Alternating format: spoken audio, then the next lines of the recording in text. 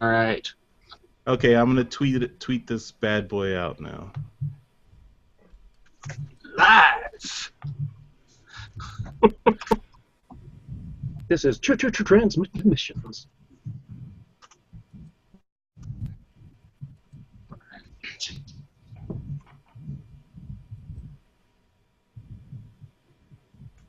Marion's back.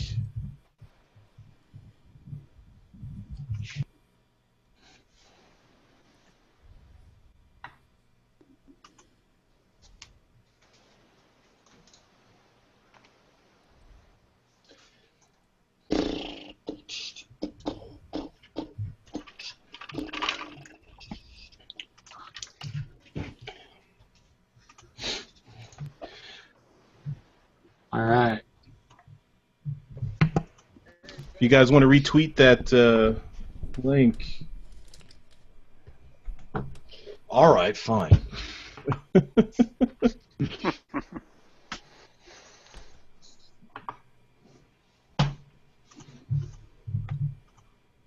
You spelled off. Oh well. Anytime we get to correct you, we jump on it.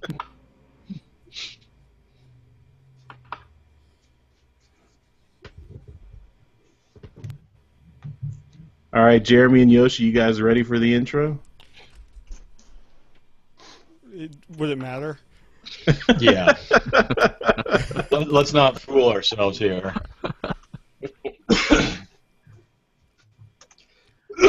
All we're hoping is that Mike can work some magic and actually make it sound good in the released version. Don't worry. Just call me Scotty.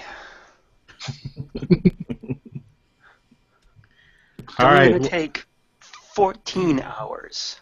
Yeah. Under promise, over deliver. Well, so far you could just cut off the first 15 minutes because it's been nothing but shit. 15 minutes? What are you talking about? This is like comedy gold right here. Yeah. Maybe not as gold as episode 100, but still. Oh. Well, we aren't drunk tonight. All right, Daryl, you got Yoshi on the camera because he's going to do the intro, right? Oh, right. Let me get him going. Now my throat's getting all fucking scratchy and shit. Yeah. Yoshi, you're up. Pressure, guys. It's too much pressure.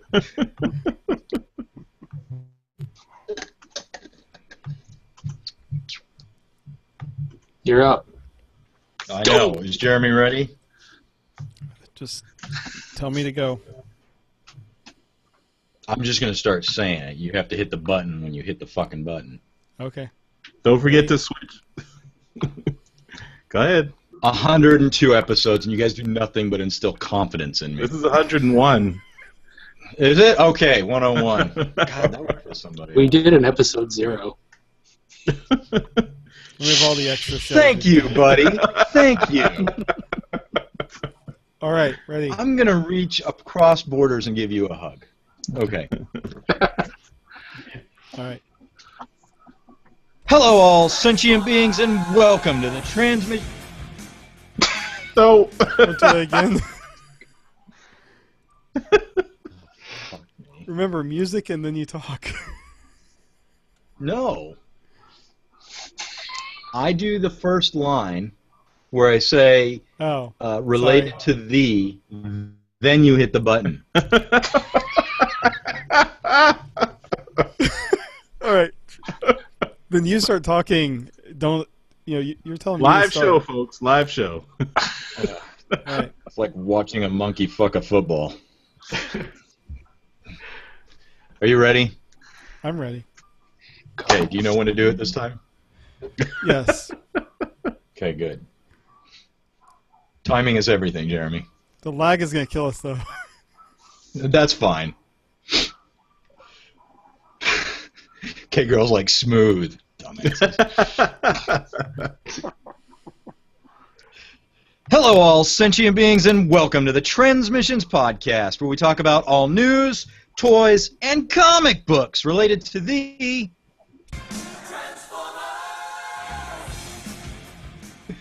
On this very special Patreon edition of TransMissions, we're joined by all our Patreon and PayPal donators as Charles talks about IDW's comic switch from 22 pages down to just 20. Jeremy talks about John Machado Jr.'s fucked up the name in convention news. And Daryl talks about the newly released images of Combiner Wars Devastating. And Yoshi realizes that cold reading an intro is really fucking hard to do.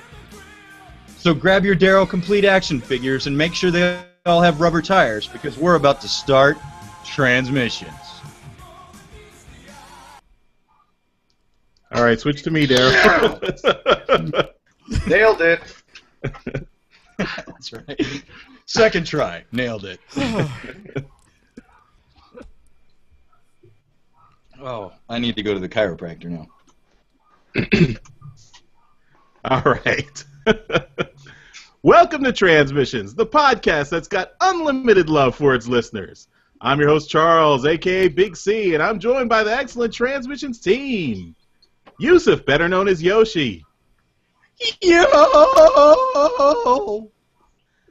Jeremy, a.k.a. Yakko. I think excellent is a relative term. Daryl, the Cybertronian beast. Hey, everybody, how's it going? And all of our Patreon and PayPal supporters. Let's talk Transformers. Yes! I told you we could do it. I told you. All right, welcome to this special live Transmissions, episode 101. You might be asking, where's episode 100? That's coming soon. But we're doing this one live, so it's coming out a little early, but then it'll be out again. So if you don't catch it, you'll be able to catch it later. Of course, All right. I only heard it once. It's a podcast so nice you got to listen to it twice. All right, so thank you to all our Patreon and PayPal supporters. We really appreciate you guys supporting the show. So this is the first of hopefully many times we get you on to a Google Hangout and get to have you participate in the show. Keep in mind, this is the first time we're doing this, so it's going to be a little bit, a little bit rough around the edges, but we'll make it through. Yoshi started off strong with that awesome intro, so we're gonna get into, and we're gonna try to do a whole regular show. So stick around. Hopefully you'll enjoy this, and we're gonna talk lots of Transformers. All right. So first off, I want to bring on one of our. He's not a Patreon or a PayPal supporter. He's actually much more important than that because he's volunteered to take over all the editing for the show. So. We want to bring. So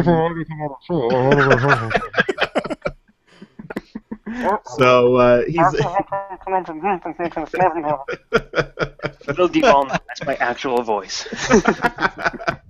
Yeah. So welcome, Mike Ordway. Yay! Thank you. Thank you. Thanks, guys. Great to be here. It's the fifth Beatle.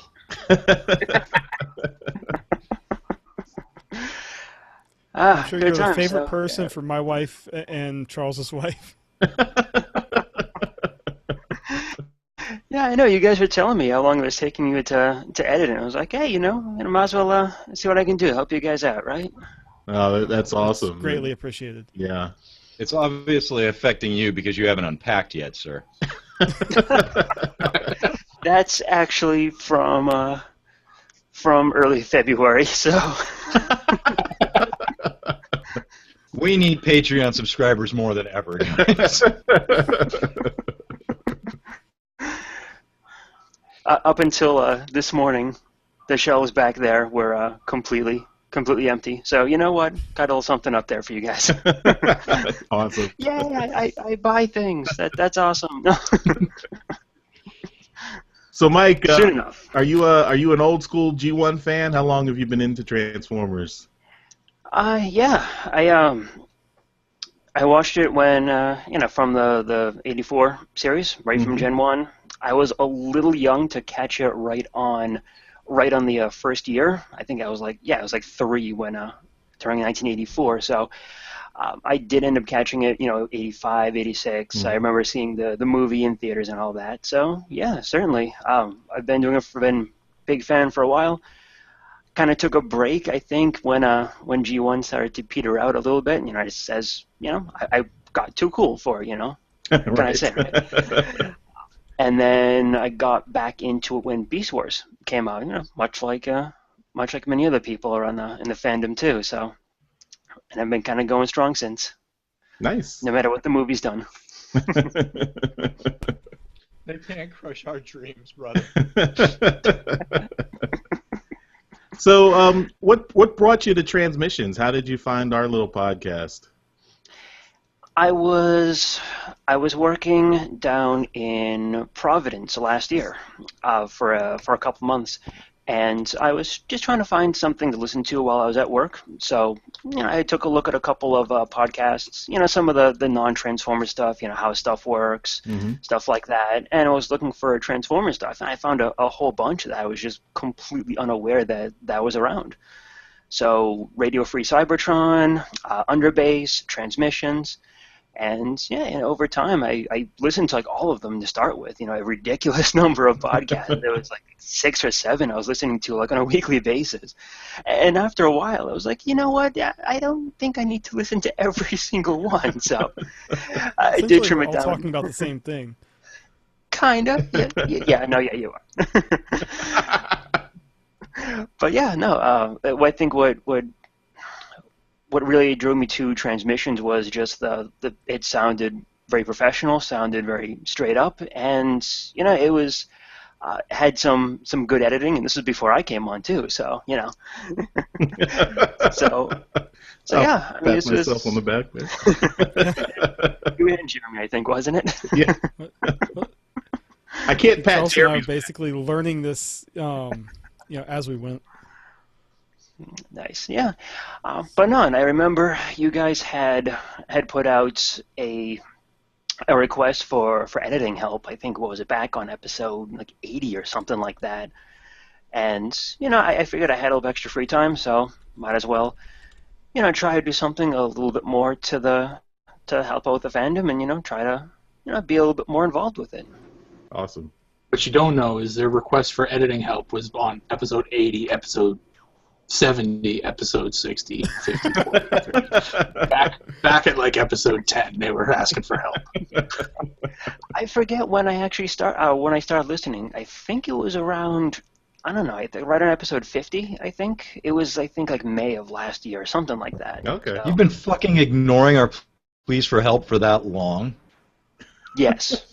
Okay, just making sure. Awesome. Well, since you're here, we're gonna give everybody a chance to do a little mini trips to the store. So, do you have anything you want to show off for us? I actually do have something I can show you guys. So, pardon me while I reach for this. Hasbro Toy Shop finally gave me. Oh. Okay, here we go. Yeah. So Hasbro Toy Shop finally sent me Brainstorm. So, always neat, great figure. I will say I've never seen it in stores at all, not even once. So, Hasbro Toy Shop, thank you. Awesome. You know, really great figure overall. Plus, I got on sale, so you know, can't go wrong with that. Awesome. Yep. So that was cool. That's cool. And just unpacked him today, and I am very, very glad that he did not end up a pile of gold dust. Oh. Gen 2 Electro. Wow. Very carefully. Yeah, do not move him. Handle. Don't sneeze. Yeah. Wow. The unfortunate thing, or the sad thing that I just didn't realize before with this guy, was I bought him, I want to say about, I don't know, 4 or 5 years ago at this point. And I didn't realize that this was back when I didn't know anything about, you know, GPS and didn't have any idea that you really had to be careful with this kind of stuff. And I transformed him a bunch of times too, just, you know, like whatever, just transform it, fine, no problems. And then I realized like a year ago, I was like, oh crap, yeah, this is a big problem. I shouldn't be doing this. And now I'm paranoid, scared that every time I look at him, he's going to fall apart. Wow. Well, It's like the time I was in a casino and I was like up on a quarter machine, like $100. My wife saw and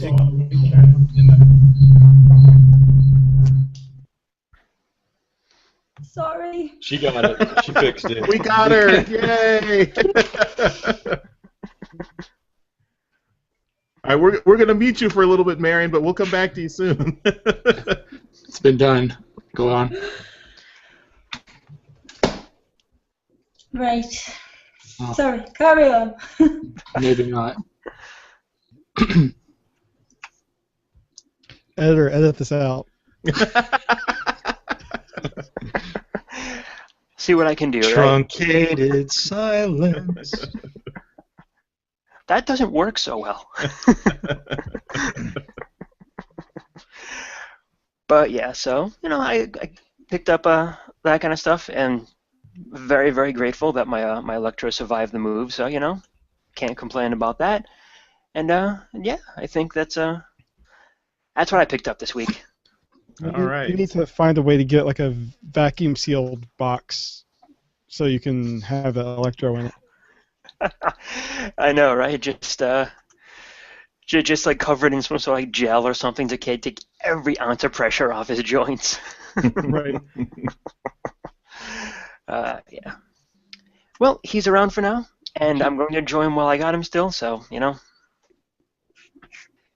I just go into it. You should get a high quality camera. You should get a high quality picture camera and just take a shit ton of pictures of that. Sounds All good. right. All right, thanks, Mike. And you're going to hang around for a little bit. Certainly.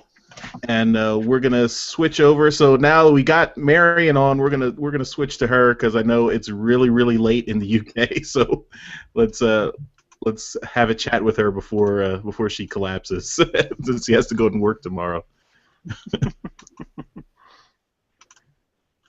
She's Unmute her, Daryl. Trying. I'm trying to. I can't. I think she might have to unmute herself after you've kind of released it. Yeah. Can you hear me now? Yes, yay. Yes. Yay. Hey, Hi, Marion. sorry about that. I'm here. It's great to have you on. Thank you very much. Thank you for inviting me. Yeah, well, we wanted to invite you because you gave us so much great help with doing the transcripts for our James Roberts interview. So we really want to thank you for that, and thank you for helping us there. Yeah, my pleasure. They've been great interviews. I always enjoy listening to them. So it was, well, I don't want to say it was fun to do, but it was good to do anyway. Yeah, that's super tedious, I know. Yeah, after a while, voices start sounding a little bit funny in varying speeds, but yeah, no, it's all good.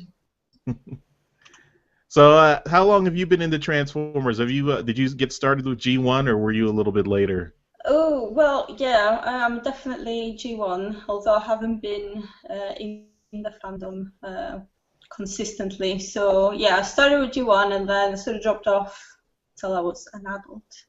And then I came into it again with IDW, sort of around the time of Devastation, maybe. Okay. And then stayed on since then, and then dropped off around the my cost ongoing, and then came back in with Read and More Than Meets the Eye, which I think is the story of a lot of people. Yeah. So since you were in the UK, were you collecting the UK comics back in the 80s? No, I wasn't in the UK in the 80s. I came to the UK in the late 90s. So actually, when I was growing up, I had no idea there was such a thing as a and because I am not a boy, I also didn't have toys. But yeah, so it was pretty much the G1 for me for quite some time. And then I was sort of introduced to various other things, and I realized, oh, there's a bit more of it out there, isn't there? Over the years. So yeah, here I am. Awesome. So how did you get started listening to Transmissions? How long have you been listening? Well, to be perfectly honest, I think it was the first James Roberts interview. But the name TransMissions has been floating around for ages, so I hadn't actually realized that you guys have only been going for 100 episodes. And congratulations, by the way, on your 100th. Thank you, episode. thank you. So yeah, and ever since I've been a listener. Awesome. All right, so we're doing a little mini trips to the store. So do you have any Transformers merchandise you can show off? Well, Michael stole my thunder because the last thing I got was Brainstorm.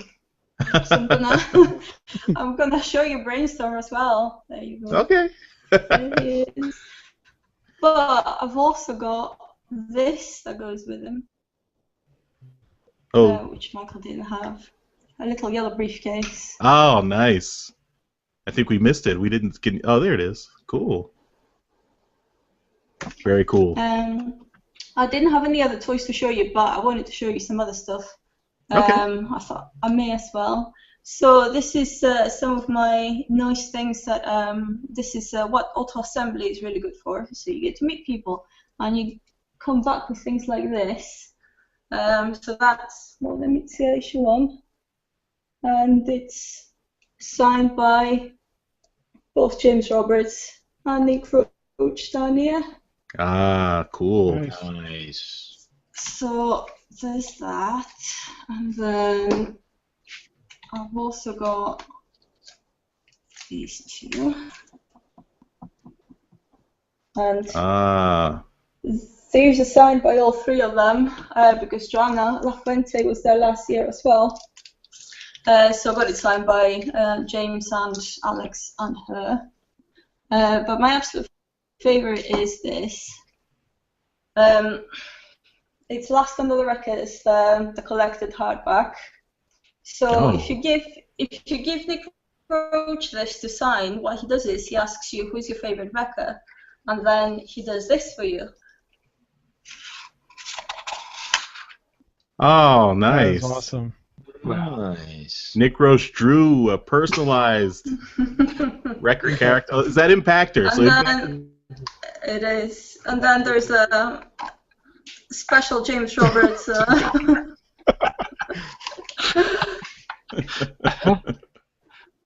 Yoshi, you shouldn't have seen that because you haven't read it yet. Don't worry, I'm going to forget it in like 2 seconds. Sorry about that. Oh, God, don't worry about it.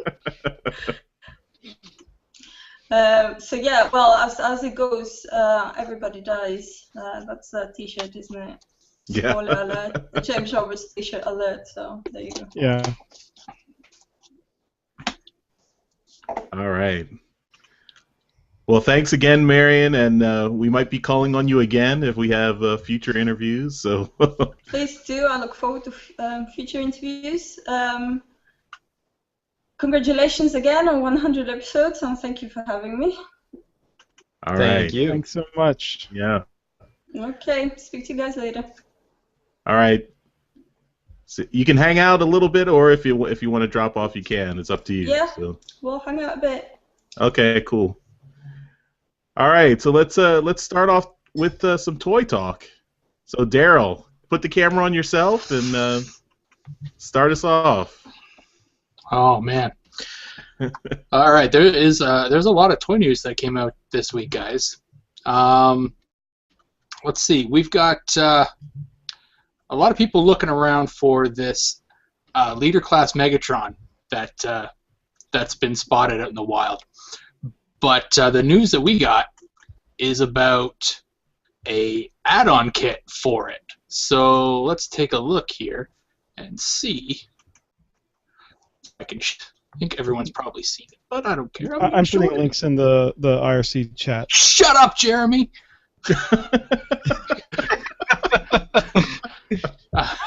So this is the stuff we edit out during when we record. So one of my trips to the store thing, I think I'm gonna figure out who wants it, and they'll get something free, because Daryl doesn't want it. So we've got this really cool add-on kit from DX9 for the Leader Class Megatron, and I mean it looks really good. The big thing here is they're giving him ankle tilts, which I think was a really big complaint. About the figure, I don't personally have this thing yet, so I really don't know what stands out as to what's wrong with it. If you check out up here, it's saying they're giving him new hands, a new shoulder cannon, so I'm guessing that's that. 2 new feet, like we said, an arm cannon here, and making him 24.5 centimeters tall. So he's already big to begin with, but this is putting definitely bigger now than in B10. So those extra few centimeters or millimeters with the feet are making him quite bigger. Yeah, I think it looks really good. It already looked pretty badass without, but yeah. So that's the first one. What do you guys think of with the add-on kit? Is that something that you're interested in? I still need to find the Combiner Wars Megatron, but it looks cool. Why don't we ask one of our listeners? Yeah, let's see. Who's... Charles, if you go up to the Ross Park Toys R Us, they had a couple. Oh, really? Okay. Nice. That's secret Pittsburgh talk. Don't worry about it, Daryl. Let's see. Who'd like to chime in on the DX9 add-on kit? Just unmute yourself and get in here. Hey, it's RD Blade. What's up, guys? Hey. Yeah, it looks cool. It looks great. If I weren't getting Apollyon, I'd be all over it. But it's a pass for me. Okay. Even with Apollyon, even getting Apollyon, you're not going to get the leader class, eh? I do have the leader class. I managed to find it a few. Oh, okay. Okay. So yeah.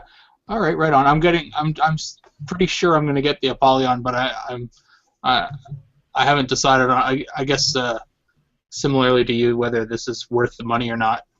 Yeah, it basically turns him into like a G1 looking Megatron. Yeah. You know, so that's basically what Apollyon is. What's wrong with that? No. Apollyon is all about G1, you know, so. Yeah. Right on. That's my Anybody take. else? Jason here. Oh. I'm in the same boat as Charles. I have not seen Megatron yet, so there's an Armada Megatron that's been sitting at Walmart for like 2 weeks now that no one's touched, but regular Combiner Wars Megatron hasn't showed up yet. So if I had him, I would probably be getting the hat on. So if I do eventually get him, I think that'll probably be where I'll be heading with it. Right on. And are you in the, like, do you see what RD Blade's talking about with the Apollyon comparison? Yeah. I mean, I think they even did I saw one of the sites did like a side-by-side with Combiner Wars Megatron with the add-on and the Apollyon. So I think I would probably stay with the Combiner Wars with the add-on. But yeah, there's definitely a comparison there. Mm-hmm. Right on. Right on. Okay. Gabe, what do you think? Hey guys, this is Gabe. I think the kit looks good. My only problem is the feet. I did hear, if you look at how large his feet is, it just sounds like, it looks like the feet won't be able to stay on, like if you try to transform him back into tank mode. Mm-hmm. So for a kit that's essentially the same price as the toy itself, I think it's a little too pricey. Yeah, I think it's about $40, so $39.99 for the kit. It is pricey, but that's getting to be around the price of add-on kits, between $25 to $40, $50 right now. So it's not too crazy to think, but it is.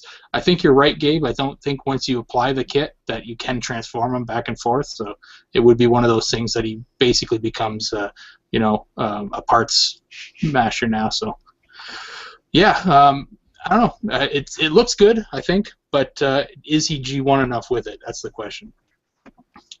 All right. Well, I got some more stuff here. Let's take a look and see what we've got here. Do a little more screen sharing here. This is Okay. We have got the Perfect Effect Leonidas. This thing, I don't think could look any more Japanese. It looks very badass, but everything. I mean, we all know it. This is Leo Convoy, but really, really updated. 23 centimeters tall. The bot mode is awesome. The alt mode, really cool looking. There's tons and tons of pictures here in this thread.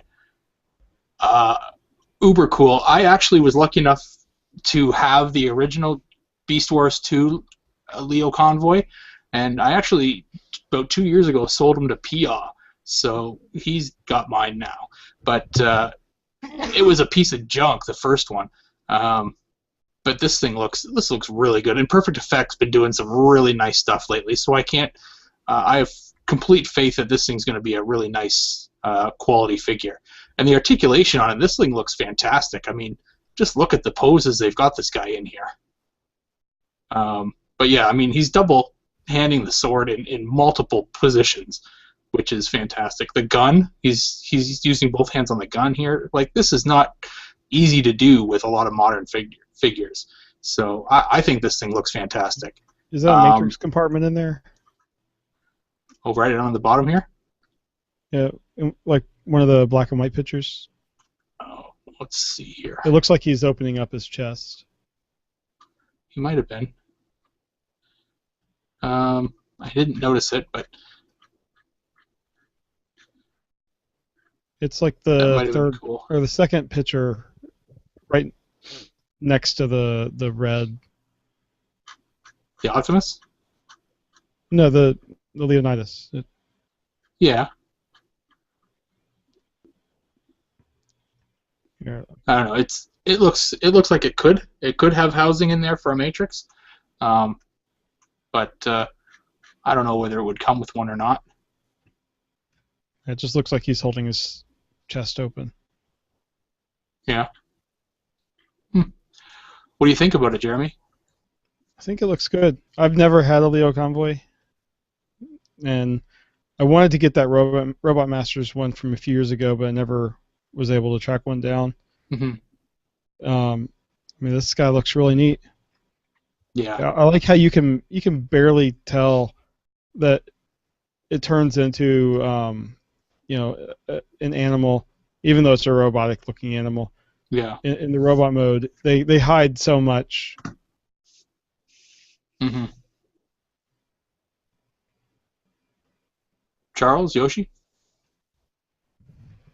So, I think Leonidas for a toy figure is a great name, but if I went to the doctor one day and the doctor was like, Yoshi, after years of podcasting, you now have Leonidas, that would be devastating.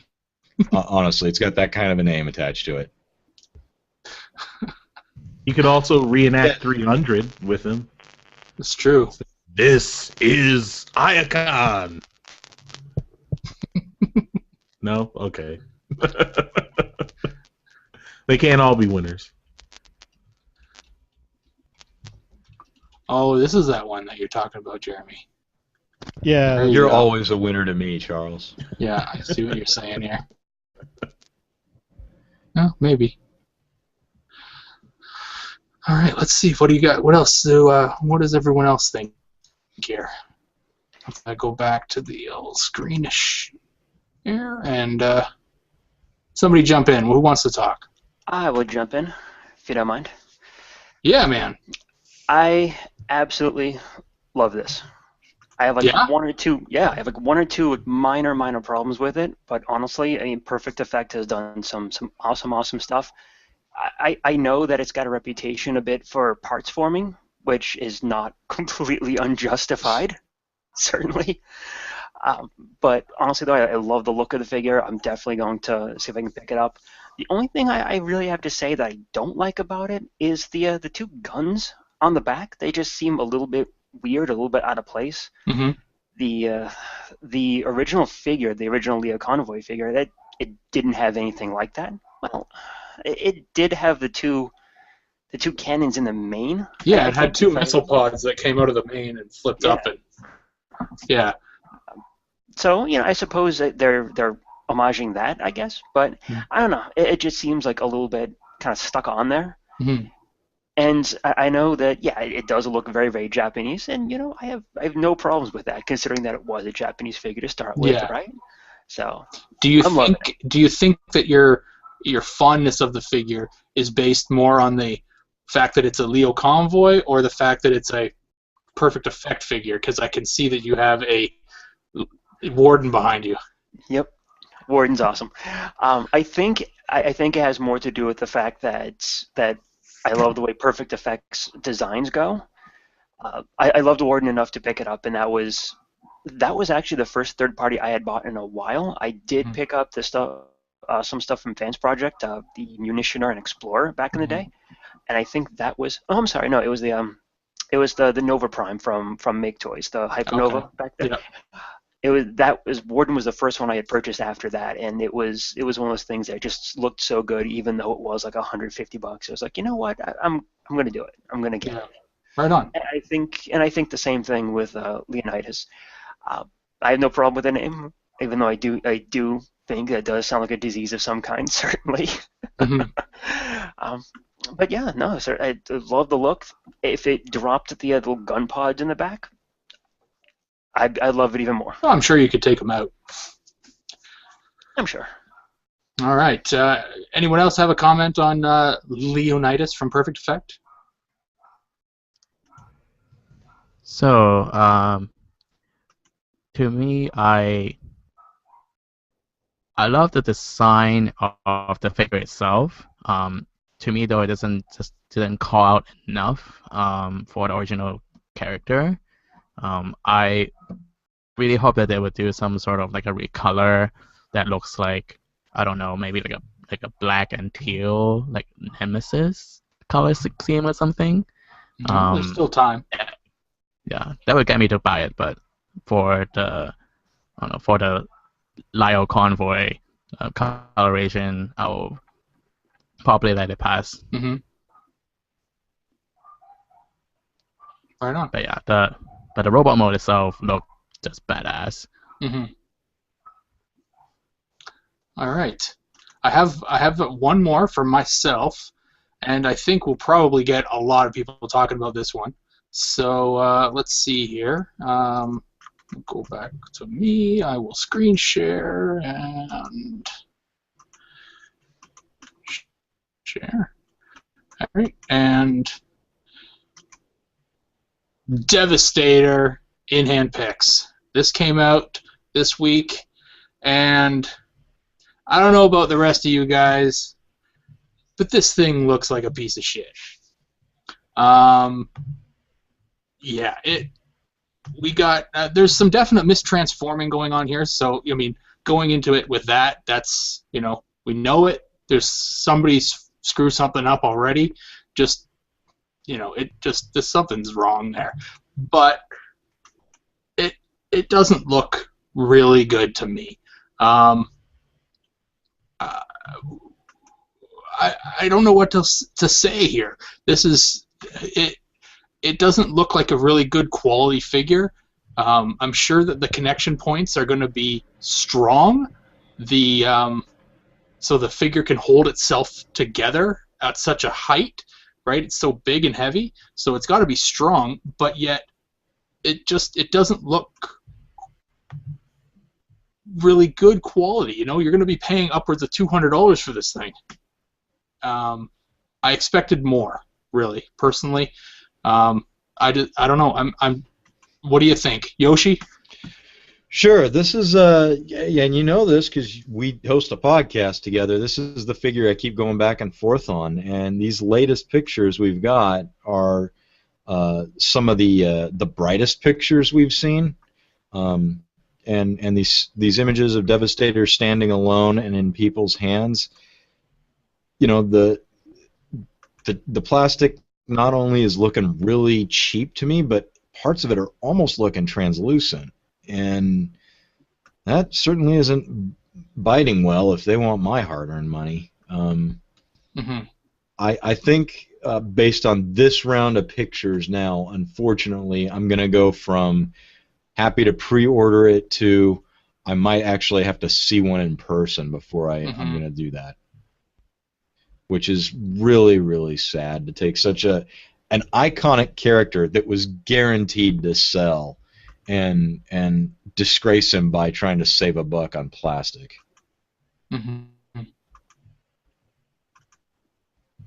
Jeremy? I'm still. Oh, Charles, go ahead. How do I sound? Do I still sound staticky, or do I sound? No, you okay? sound fine. Okay. Perfect. You can sing now.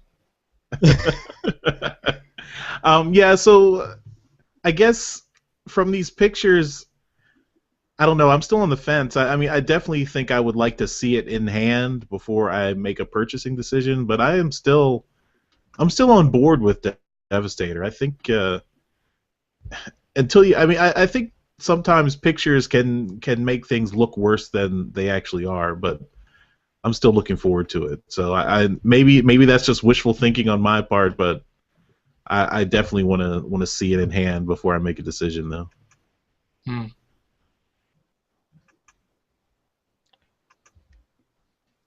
Daryl, I think you're smoking some Canadian crack. I mean, yeah, this is like horribly mistransformed and stuff, but whatever marketing person put that up there didn't know what the heck they were doing. So, you know, what I took away from the pictures that we've seen is just how freaking huge the thing is. Right. And, you know, I have a G1 Devastator that's in pieces. Like, some of the figures are screwed up. But even when it was, you know, in perfect condition, it didn't look nearly as good as this. So anything is an improvement over the G1 figure. And I'm definitely getting this one. I've already planned, you know, a few things that I'm going to be selling off in order to, you know, get the points with my wife to buy it. Now who's the crazy person? You know, that makes me think, Daryl. Charles, do you have that form I can fill out to have somebody removed from the show? It depends on who you're using it on. Just email me the PDF, and I'll make sure it's just filled out so that Jeremy knows where he stands. All right, well, let's open the floodgates here because I know everyone's probably got some opinions on Hasbro's Devastator. Who wants to chime in first here? I can't. Can I if I? Yeah, man. I had to laugh when I saw the pictures of the back of the legs where the two of them are basically doing headstands. Yeah. I thought that looked hilarious. And I hope that's a mistransformation because that was... I can just see those two hating it when they have to form the Devastator. Like, really? Do we have to do this G1 again? accurate? Yeah, well, Scrapper is exactly the same way as he was in G1. But you don't have to pop his head out when he's in leg mode. Yeah. But and I think those two, the two legs, you know, are probably the most accurate to the G1 transformations as any of them are. But you know, the quality is where there's an issue. Yeah, and it's not even that I like it per se. I just thought it was funny because the anticipation for this has been so great. We're getting these close-up pictures, and just the two of them like sitting there. It just was funny to me. So I don't know. It wasn't really. I don't know if I'm getting it or not as of yet, but I don't know if these pictures hurt or help. So I got to think about it a little more. Mm-hmm. It's a big purchase. Yeah. All right, who wants next? I'm a little heartbroken by the price. Okay. It's going to be over $200. Is that what you said? It's going to come in at around 150 US, I think. 200. That's correcting for Canadian dollars. So for the US, it'll be 150. Okay, well, then yay. 150 is like pushing the boundaries of what is of where I'd be willing to spend. Yeah. But yeah, I gotta admit I'm a little less excited after seeing those pictures. I'm hoping it's the lighting and the mistransformations and stuff that made it look so crappy. Right. Ditto. But yeah, that's where I am. Sweet. Gabe, you got a comment? Just a quick one. You know what they say? Camera at 10 pounds. So maybe yeah. And adding the mist transformation, I think, yeah, it's surprising that how some of the part looks, but think I will leave the definite judgment in hand, or maybe wait till someone has like a video review up. Then we'll see then. Okay. All right.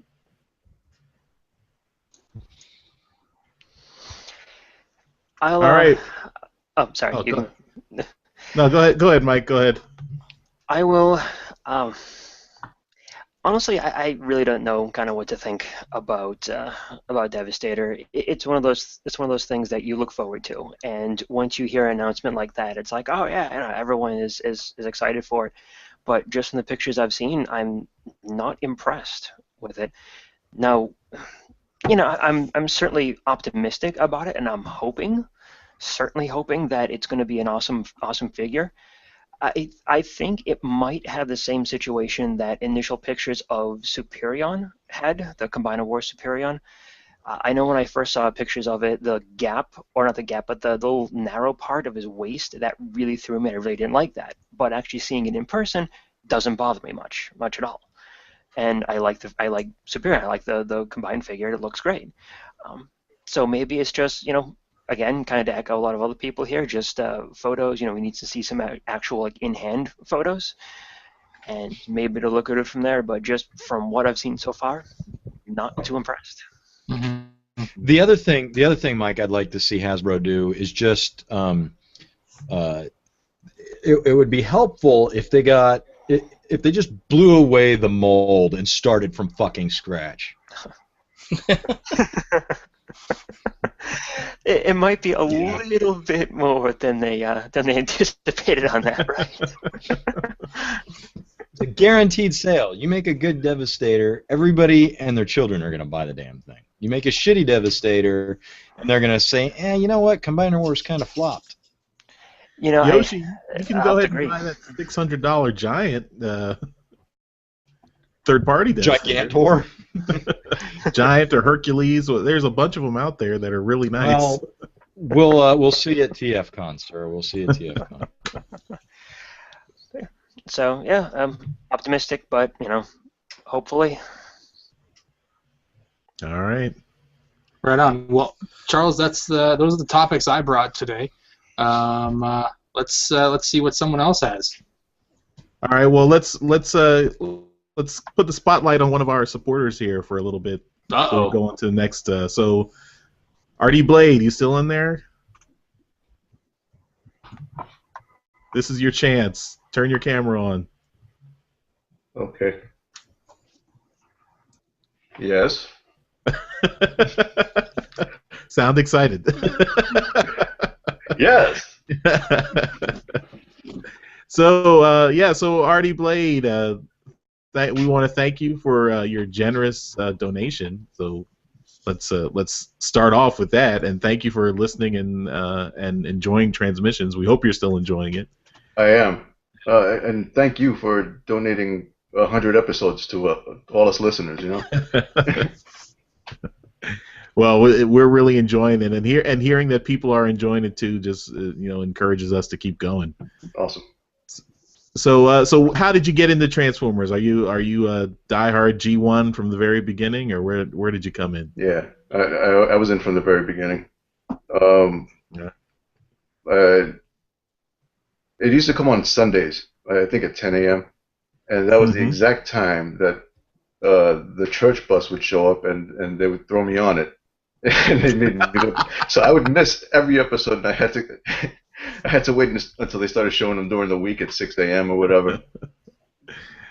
Yeah, I mean that was a time my mom had just gotten a VCR and was trying to figure out how to set the timer. So I was trying to get her to record episodes for me, and it seems like every time something would go wrong, and the episode would never get recorded. I don't know if this has anything to do with it, but ever since I was able to make the choice, I never went back to church. So, so Transformers is responsible for kicking you out of religion. Yes, yes. Your lack of faith is disturbing.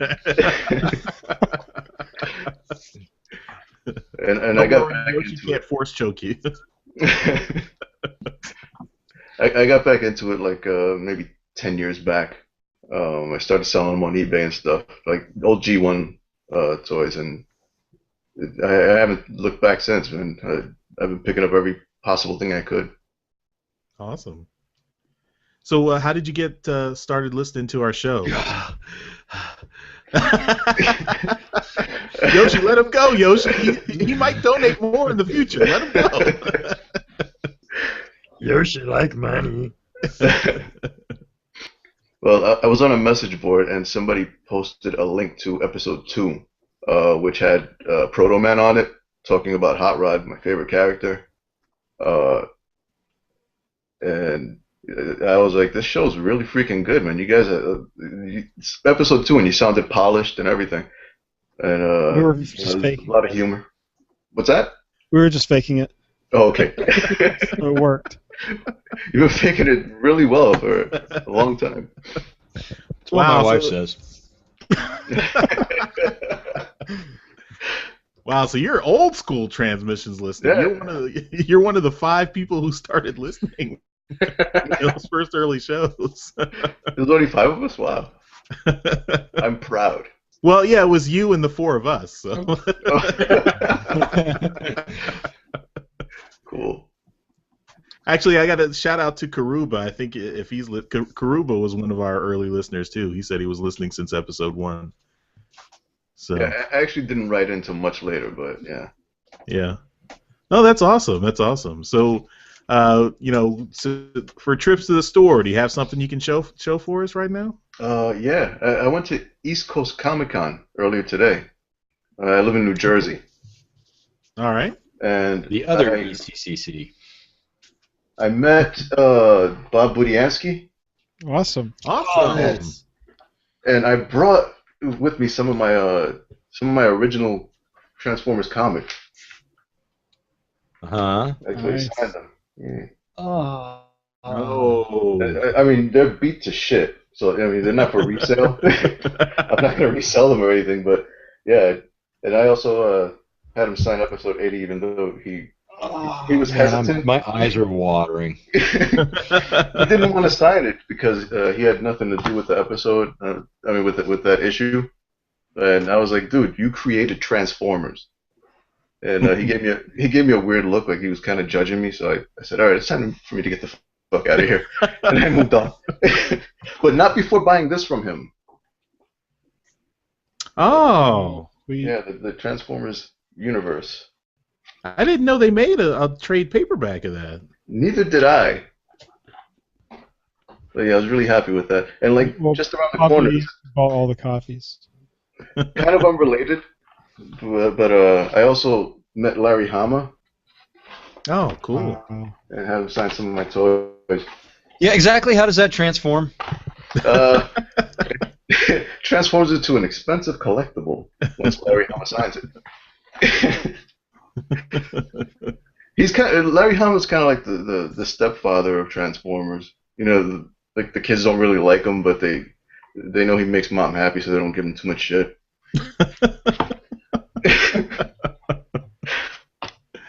But yeah, that's everything, guys. Oh, hold on. And this guy. Is that Star Saber? Yeah. Masterpiece Star Saber. Wow. He holds no nostalgic value for me, but damn does he look cool, so I had to get him. Well, if you want a big-ass toy, there you go. Yeah. He's a big bastard. All right. Well, thanks, Artie Blade. Thanks for listening and contributing. And anytime, guys. Thanks for coming on. Right thanks on. For your money. You're welcome. Spend it well. Will do. All right, Jeremy, take us on with some more toy stuff. All right. First thing I have is BotCon's second toy reveal. They've been doing this thing with Easter eggs, even though Easter is over. They're still going on with revealing it in this fashion, which is kind of neat. The second one is a redeco of the Generation Springer we had a couple years ago into Battle Trap, which is a Duocon from G1. And it looks pretty good. We don't have anything but the robot mode. He's very blue. But the head looks, it looks really good. So, what do you guys think? That's a good mold. The Springer mold is really good. So that's an excellent mold. Choice. Yeah. I don't really have much nostalgia for Battle Trap. They should have done Flywheels since he was just in the comics.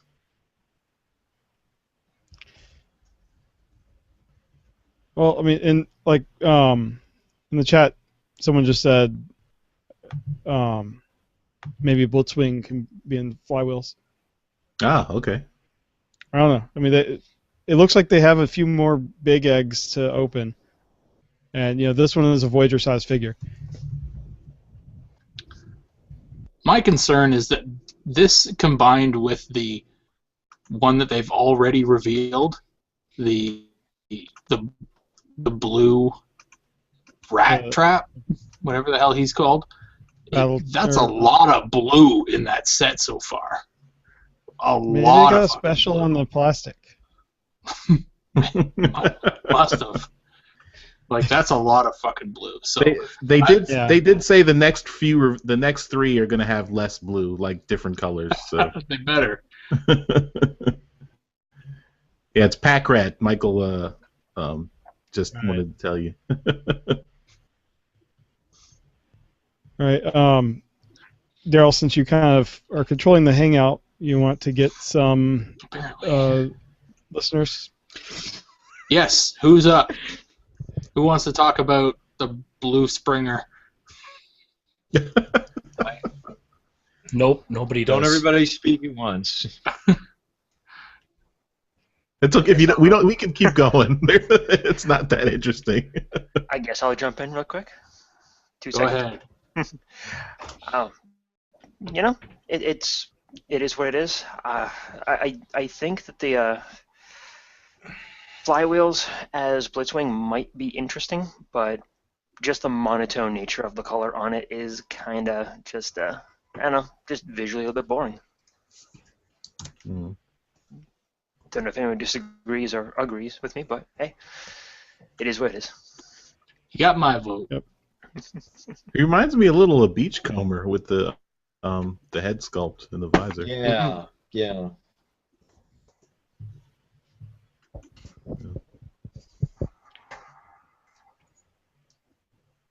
Oh, Rob Anyone Pearson's else? trying to comment, but he's having mic issues.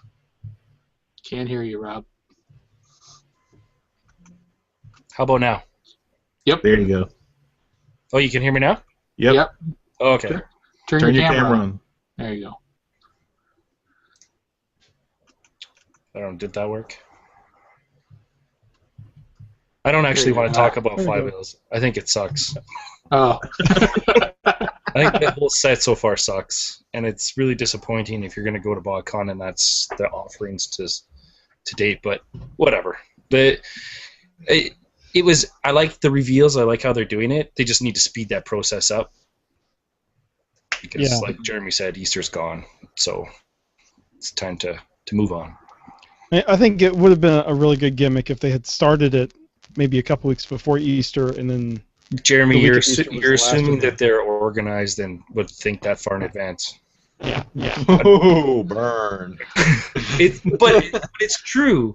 You can't say it's not true because they do this every year. Just like look at registration. Charles knows all about that. Like we've been running this show for how long, and you can't even get registration up in a timely manner.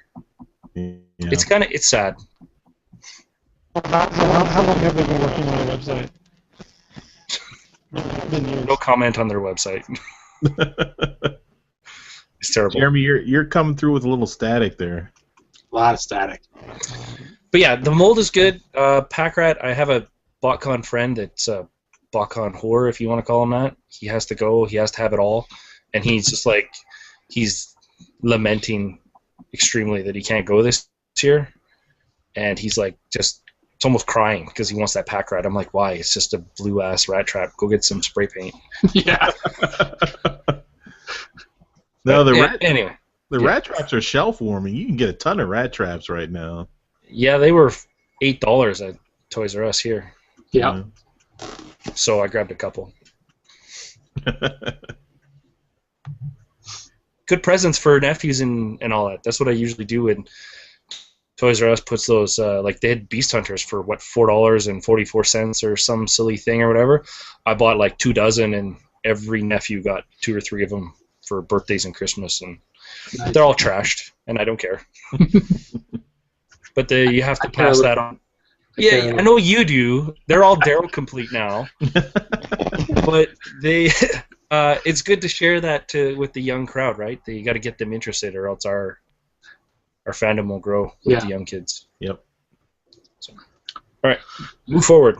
Am I sounding better? No, Jeremy, No, you're you're not. Jeremy, I'm gonna take your next topic Okay. while you fix your mic. Yeah, don't answer, Jeremy. Just do your thing. All right, Jeremy's topic is everyone's favorite JoeCon 2015. Yeah. Wait. What? They're producing a exclusive using the Transformers Prime Soundwave mold, and because Joe's and are dumb, I don't know what this thing is supposed to be representing. A bat? Yeah, Battle Android Trooper. They were the robots that Cobra had as their. They're dumb. So they were the only Cobras to die. Yeah. Because they were robots, so you can blow them up as many times as you want. Mm-hmm. Okay. Well, they're making these. This is a thing now. What do you guys think? Yeah. I'm gonna pull a Yoshi and say, "What the fuck? Why can't Afterburner transform, but that ugly ass thing transforms?" Yeah, I agree. Yoshi, what do you think? Yeah. I guess the word of this particular toy is why. It is an attempt, I'm sure, to save the brand and somehow, and to tie it into a brand that is doing something. Transformers is I don't think. Is G.I. Joe suffering that badly and I'm not aware of it? Or are you just being an asshole? Yeah, G.I. Joe's. Yeah, it's on life support right now. G.I. Joe is where Transformers was in 1993. Yeah.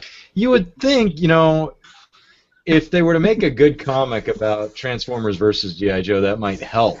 G.I. Joe has its own comics too. It might be gone. It might just be over. Maybe. Does anybody else want to jump in on the JoeCon exclusive? I will. Well, can I say something? Or? Oh, no. Go ahead. Oh yeah, sure, Jeremy. It's your topic. The thing I'm excited about, if I were to get any of it, is the old Snake. I think that's awesome. I could care less about the bat. Yeah, from that one episode, The Human Factor, season 3. The only human. Oh, was it? Oh, okay. Yeah. Sorry. Anyway, that's all I want to say. I have a speculation about the whole thing. They want to revive the brand. And you're right, if they did have a good comic crossover, then... Yes! I'm with you, Yoshi. I think it's dumb. But there is huge potential there that they've just let slide. And it's clear that they're kind of on the right path with Marissa and Afterburner. Just take the next step. You want to charge us, whatever, $120 for some reissue Insecticons, but yet you're scared to make a proper, as I'll say, Human Alliance with real... Because the Human Alliance figures from the movies were fantastic, but the little human guys sucked. Because they sacrificed the human for car scale to make a proper car. Which I'm grateful for, because I appreciate the car more than the dumb little figure. But the potential is there to just make a complete line where you can have those interact in a lot more friendly manner. And if you look at the size of the Transformers in the the leader size, you could almost get away with some kind of human interaction there, and especially with motorbikes, that's just so easy. So maybe in the future that's what we'll get, but right now I'm sadly more interested in JoeCon exclusives for G.I. Joe than I am for Transformer ones, but that's a different topic. Anybody else before we move on? Keep it rolling. Keep it rolling. Yoshi, we don't care about your stupid comic. Jeremy, can you take your next one?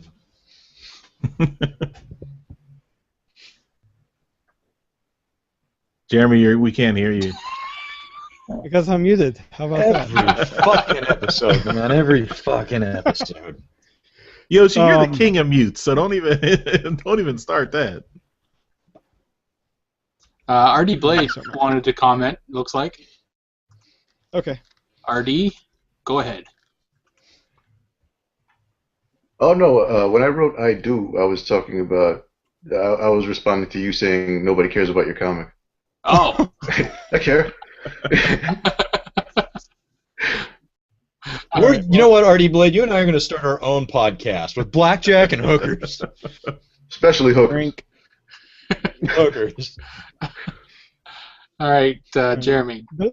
This is just an image. I'm assuming that this came from Reddit, and Daryl put it in the lineup.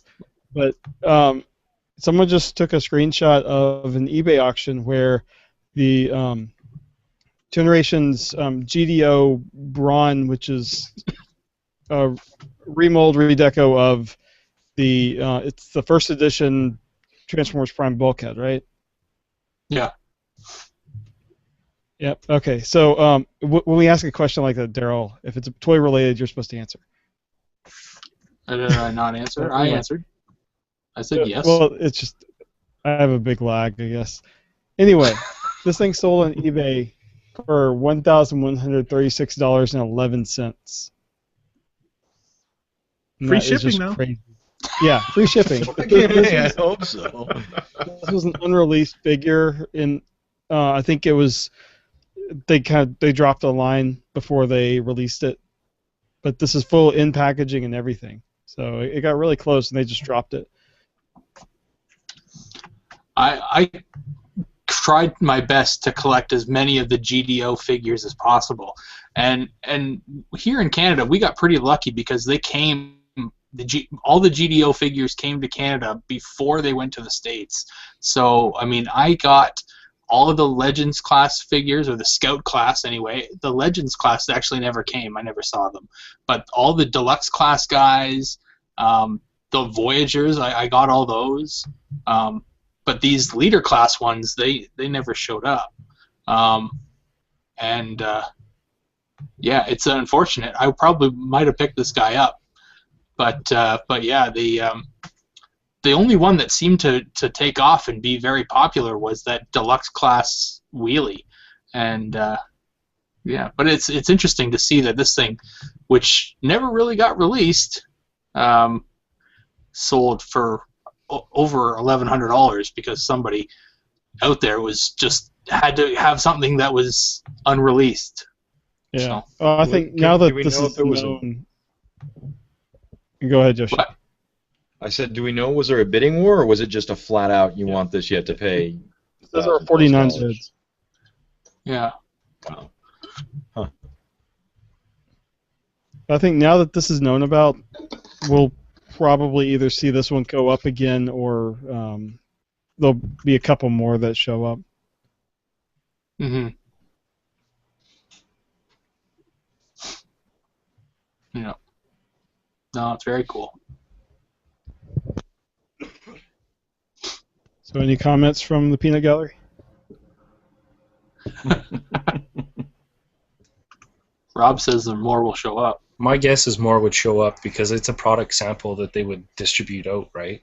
So you have to think like the Chinese market is different than our market, and they kind of still use that here's a sample thing to get people to carry the toys, because Transformers, and all this I got from Protoman, but basically Transformers isn't their number one thing there, so you still have people trying to peddle the brand. And so my guess is that more of these would actually be out there. Mm-hmm. Not a huge amount, probably maybe 5.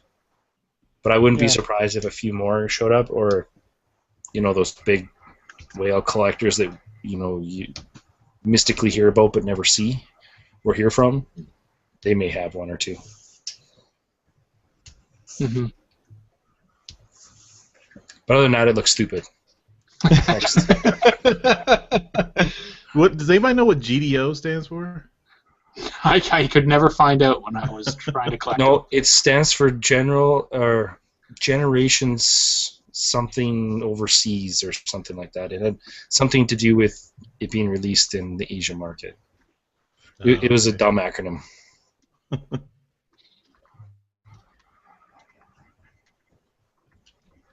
All right. Let's bring on another one of our supporters here. How about Mr. Jason Kirk? Ah. Still there? Yeah, I'm here. Sorry. There you are. I got decided to hide the microphone on the very second where I was trying to get to it, which was convenient.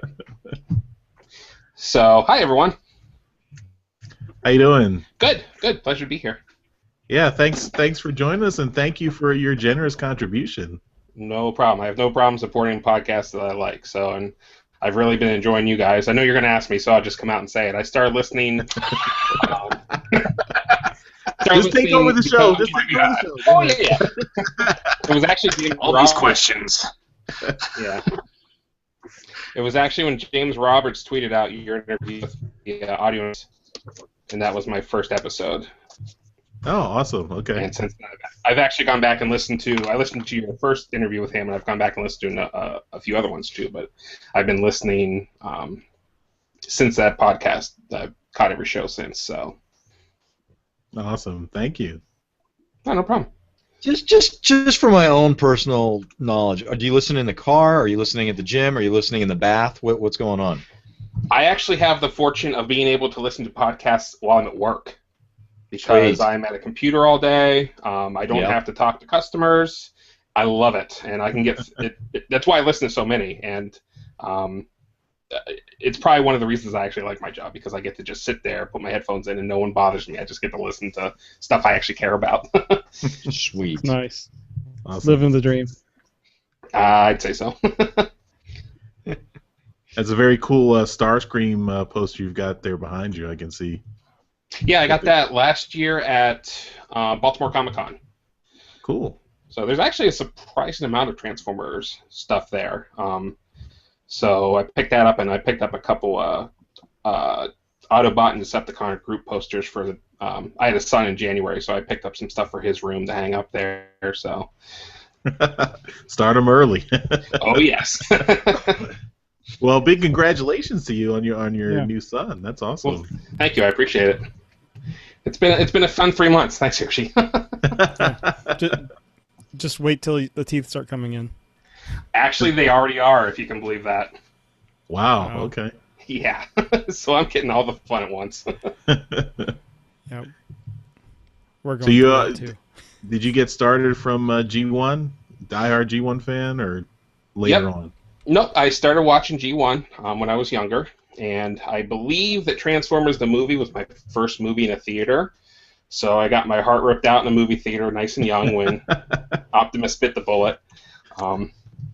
my younger self kind of resented Rodimus and the other Transformers for that, because even when I was young, I could tell it was like a toy thing. Like, that's why they did it. But yeah. And I tried to revisit some of the newer cartoons after, and they just didn't quite seem to capture what G1 had. I was really psyched for when the Michael Bay movies were coming out, and I don't hate the first one as much as some people do, but I was excited to see Transformers in live action per se, but they don't hold up the best. I'll gladly go back and watch the '86 movie again now. Most of those.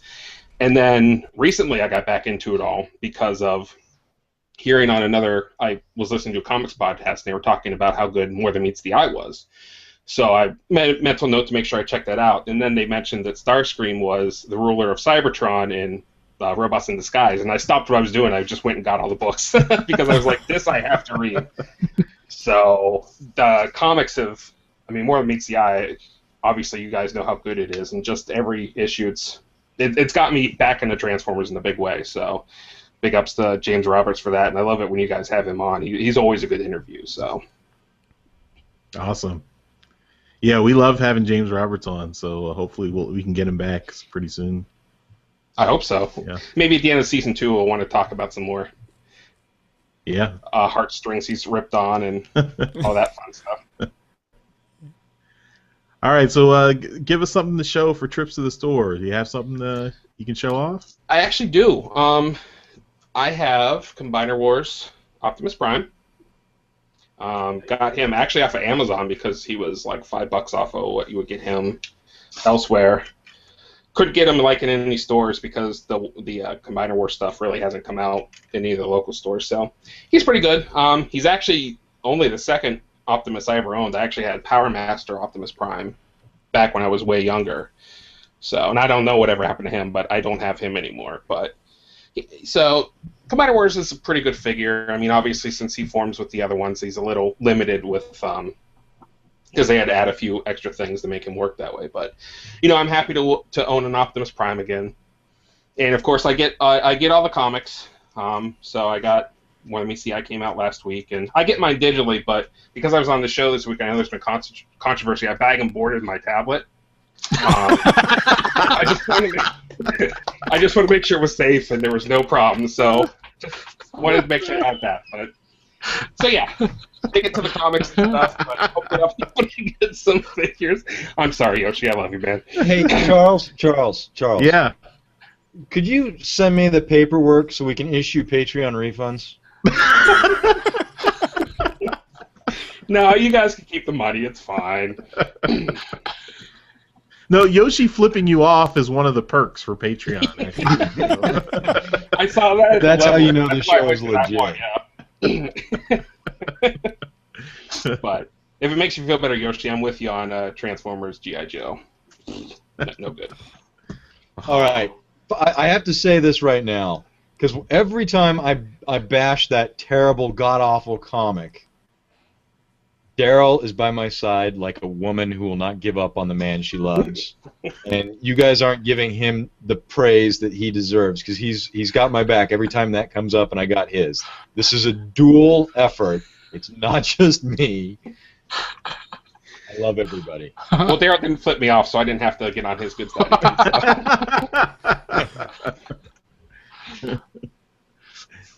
All right, thanks, Jason. And no problem. You got a podcast too. Why don't you tell us about that? Oh, gee, thanks. Yeah, me and my friend David, we have a podcast. It's called Podvocacy.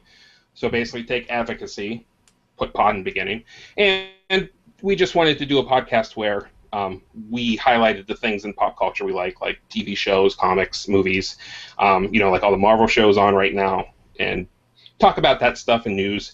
And we just wanted to put a more positive spin on things because there were a couple podcasts I listened to, especially comics ones, they tend to get kind of negative about stuff sometimes. So we tend to talk about all the stuff we really like. But no, thanks for letting me do a plug. And yeah, podvocacy.com if you want to check it out. And comes out every week. We're off this week because he's actually celebrating his wife's birthday. But we've got about 18 episodes you can go back and listen to. So thanks for that.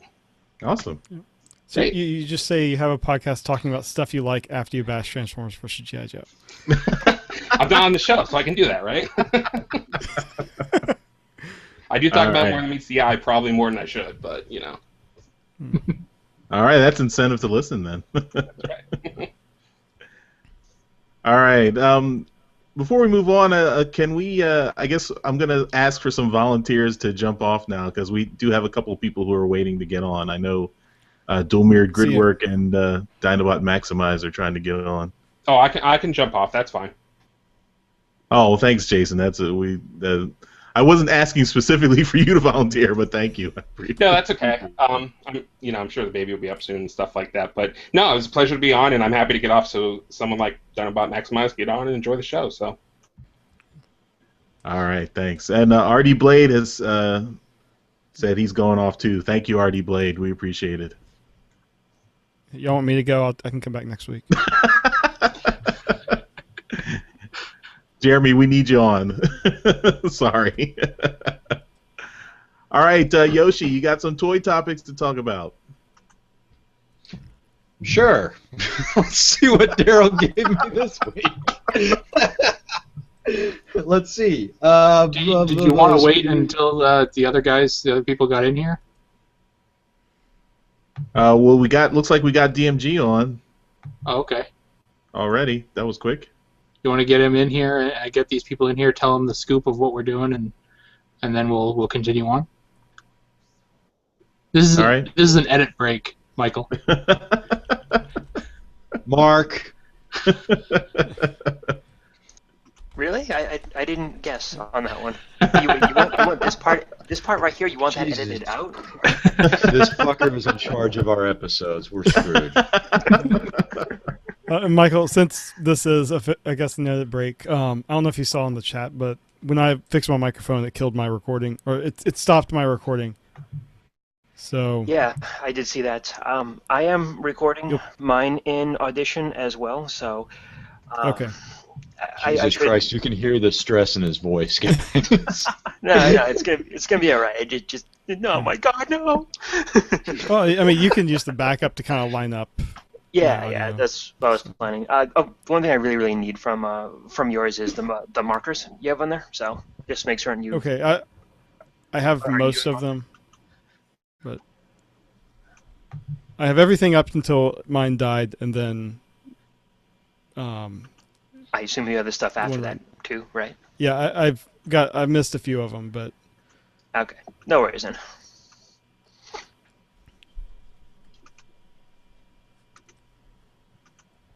All right, yeah. So I mean, for people who are watching and listening, we're trying to, since Google Hangout has a maximum of 10 people, so we can't get all our supporters on at the same time. So we're trying to rotate people in and out and give everyone a little chance in the spotlight while they're on, and also get a chance to participate. So once we call on you and we'll give you a couple of questions, and you'll get a chance to show an item for trips to the store. And then after that, you can hang around for a little bit longer, and then click off. When you feel like it. So that's the deal. So since we're in a little break, there's some breaking news on Twitter from our good friend Pia, who got Sure King Thunderous head snapped off in the box. Ooh! Wow. Yep. I'm glad I didn't order that crap. Which one is Thunderous? Is he the Grimlock? Yes, it looks like it. Yeah. Well, they were just saving him the trouble. That's not gonna get. That's the one that has the really tapered neck that I commented on, right? Or is that the Toy World one? I'm getting them so confused. No, the Toy World one is the one that has the tapered neck. I think this is Sure King's first actual release. I may be wrong. I don't know. Sure King has definitely done the 2 feet already. Okay. But whatever one that he has, it's called Thunderous. And I have no alt mode to go with it, so I don't know. I'm assuming it's a product like pre-sample. Yeah. But I don't know. That's not something he's going to be able to fix with a hot glue gun. No, the neck is just broken right off. Like, that's basically garbage. In the IRC chat, DJ Ronan says Editing discussions brought to you by Value Village, the place Daryl gets to before I do.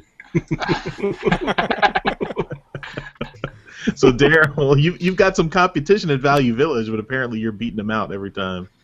Well, there hasn't been anything that beat him to lately.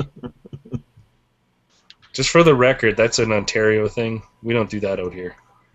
You don't go to thrift stores?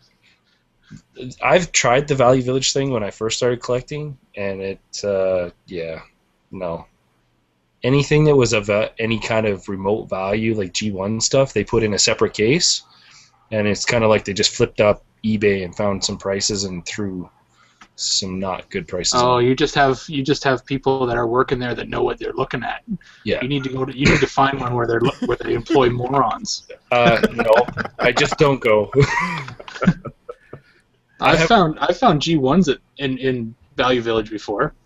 Yeah, well, there's guys that I guess the one in the other side of town, which is really far for me, my buddy stopped by and he picked up a brand new in-box Dark of the Moon Voyager Megatron unopened. Wow. $7. Too bad it's movie line. Yeah. I don't know. I bought it off him. Good call. Glad you did it. That's a great financial decision, and we're behind you. Yeah, I turned around and sold it for $25 later, so worked out well. I think DMG and Dogcades were in, but they dropped off again. But I'm sure they'll come back. But let's go on. I think they know the deal, so we'll try to get them back when they come in. Okay. All right. Well, Donovan Maximize was saying he had to run out. Okay. Is he back? Oh, he is back. Okay. Here's DMG back. All right. DMG, you're gonna need a camera, buddy. I think he doesn't necessarily have to have one. He might be having issues because we can't hear him at all. So. Okay. Yoshi, I'm sharing your screen and I'm putting your first topic up. Okay. All right, Yoshi, what do you have for us?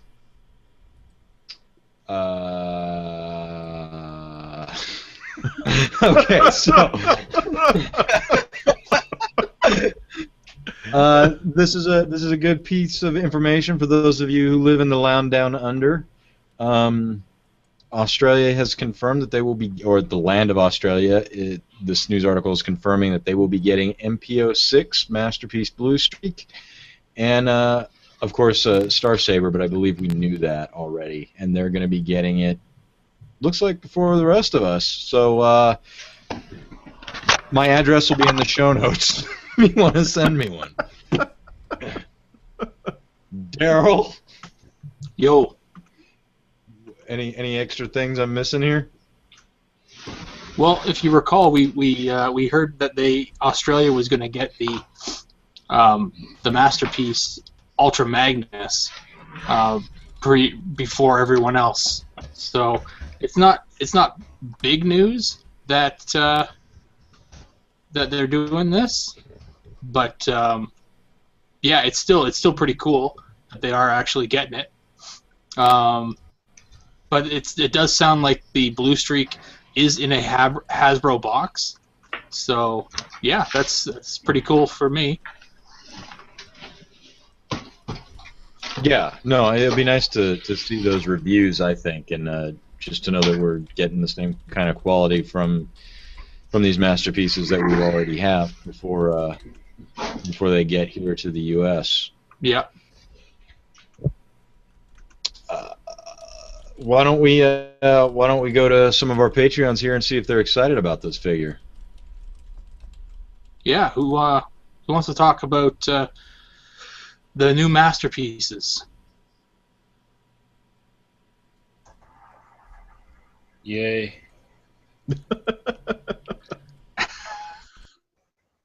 I mean, well, okay then. I mean, this guy is pretty old now. I mean, he's not out here, but he's this one. No, that's we're looking at Blue Streak and Star Saber. Blue Streak's over on the shelf over there. Sorry, I can't reach him. That's too far away. Don't bother yourself, sir. I'm not going to. It's not. Good. It's not worth it. No, it's good for anybody that decided to wait. The disappointing side of the Datsun Brothers is that you basically save $10 by getting the Hasbro version over the Japanese one. So if you like to wait a year and a half to 3 years to save $10, perfect. As for it's not worth it to me. I just get it and get it over with. Mm-hmm. But it's cool that they're coming, so it's good to know that it is coming. It's disappointing it's not Lambor, which has been heavily speculated.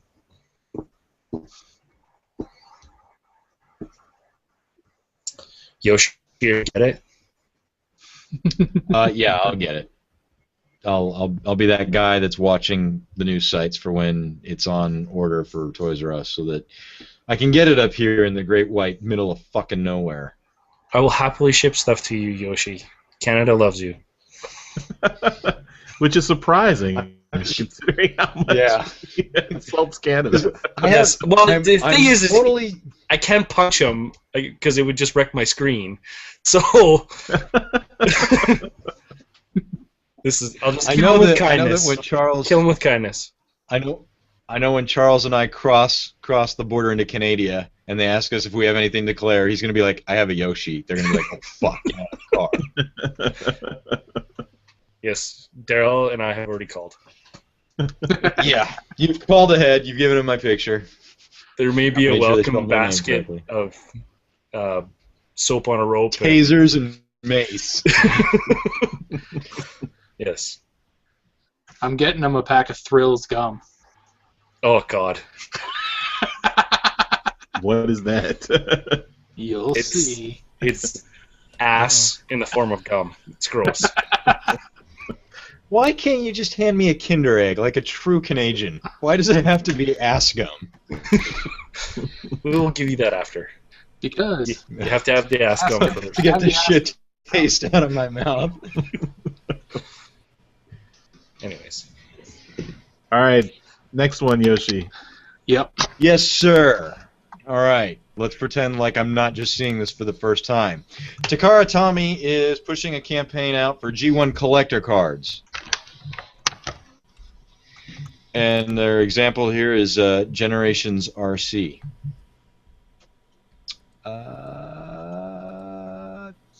Could be cool. You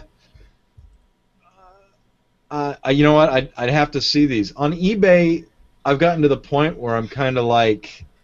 there's not really any Transformers shit I've been seeing lately, and so like my mind is like, well, I could have that. And I've been looking at the old G1 collector cards. So this could be a cheaper alternative for me if it turns out to be a thing and we get this thing.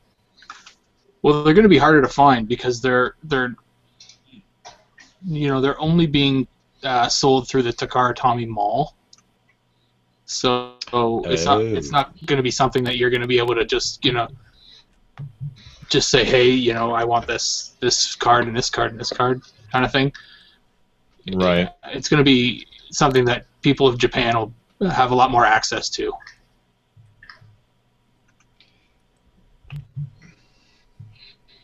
But what if I want to collect them all? It's going to be hard. I can't buddy. even get the individual ones. Yeah, I guess. Well, you are closer to Japan than any of us. True. That's a hell of a swim, Jeremy. You have kayaks. Just go to the Bering Strait and then walk to Japan. Wow. Isn't there a crab boat you go can over take? to Russia and turn left. Anyway. Okay.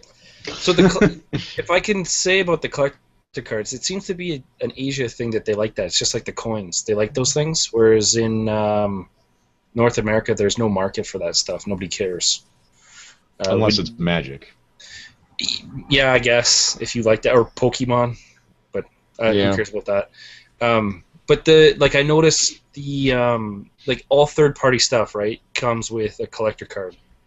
Yes. Which is nice. All the Masterpiece stuff, the Takara comes with a collector card. So they seem to really like those little add-ons thrown in to their thing. It's like a here's a little extra that we're going to throw in for your purchase. But I don't know. North America, nobody cares, and you can see that with the Combiner Wars. We had them in the other one, and everybody's like, well, we want the comic books back. And now they got the comic books back, and people are saying, I want the cards back. So, who knows? Mm-hmm. I would have liked the Combiner Wars cards if they had a tech spec on the back. I agree. You know, that's just the picture with nothing else on the back was kind of, no. But that's Hasbro with another missed opportunity, right? It's just a simple thing, and I don't know. I don't know who makes these decisions. It's like, we'll do this, but we'll only half-ass it. This is good enough. I've said it before, and I'm going to say it again, mostly because it's turned into a catchphrase, but we are inviting a representative from Hasbro. You are welcome to come on this fucking show to answer just one simple question. What the fuck?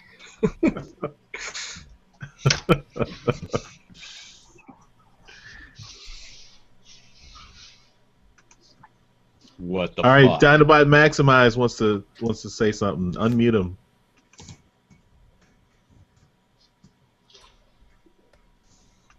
He should be able to unmute himself. Dinobot. Unmute yourself, Dinobot Maximize. He might have the same problem with the mic that I had. You have to click on the gear thing and make it go. I thank Jeremy for that. You're welcome. Oh, we have picture.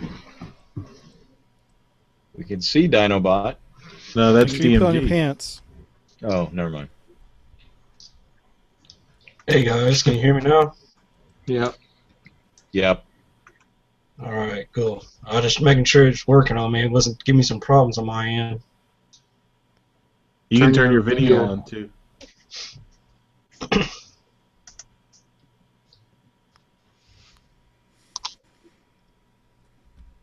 Here we go. Hello. So what do you want to say? I didn't even catch all what you guys were saying. I was having problems on my end. Well, we were talking about what was it, Yoshi? The Takara Tommy Collector campaign cards. for collector G1 cards. I would love some of them, but I think I caught what you said something about you couldn't buy them individually, so it would be a kind of a pain. So I actually used to collect a lot of the Yu-Gi-Oh cards. I was big into that, and it was a big pain collecting those as well. Mm-hmm. It was just insane imagining how a pack of cards come out, there'd be one card in there, and it'd sell for $40 and up for just that one card. All right, and Yoshi, we got your one last topic for you, bud. Oh wait, Gabe first Gabe of wants all- to say something first. Oh, okay, yeah. Sorry to interrupt. I'll turn on my camera real quick. So I have a question about the art. Yoshi, if you can look at, this is the same art that would be on that part. Is that, I don't know, is that something that, a style that you like? It doesn't bother me. You know, for me, a lot of what I will buy just has to invoke G1, just feel G1 to me, and if it's doing that, I'd probably get it. I'm such a sucker for that kind of shit. But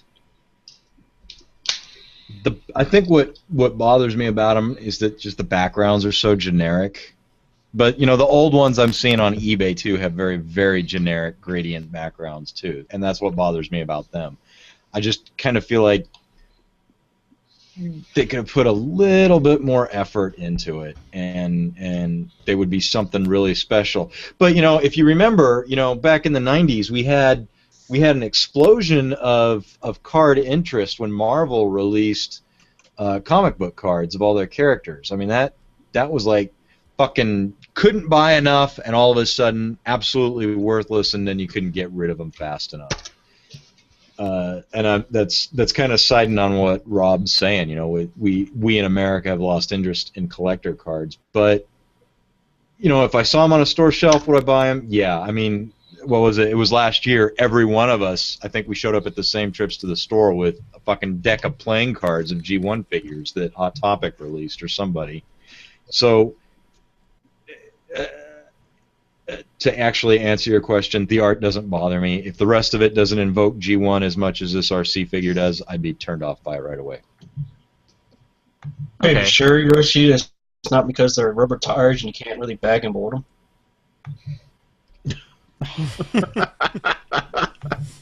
Just throw all the catchphrases in there.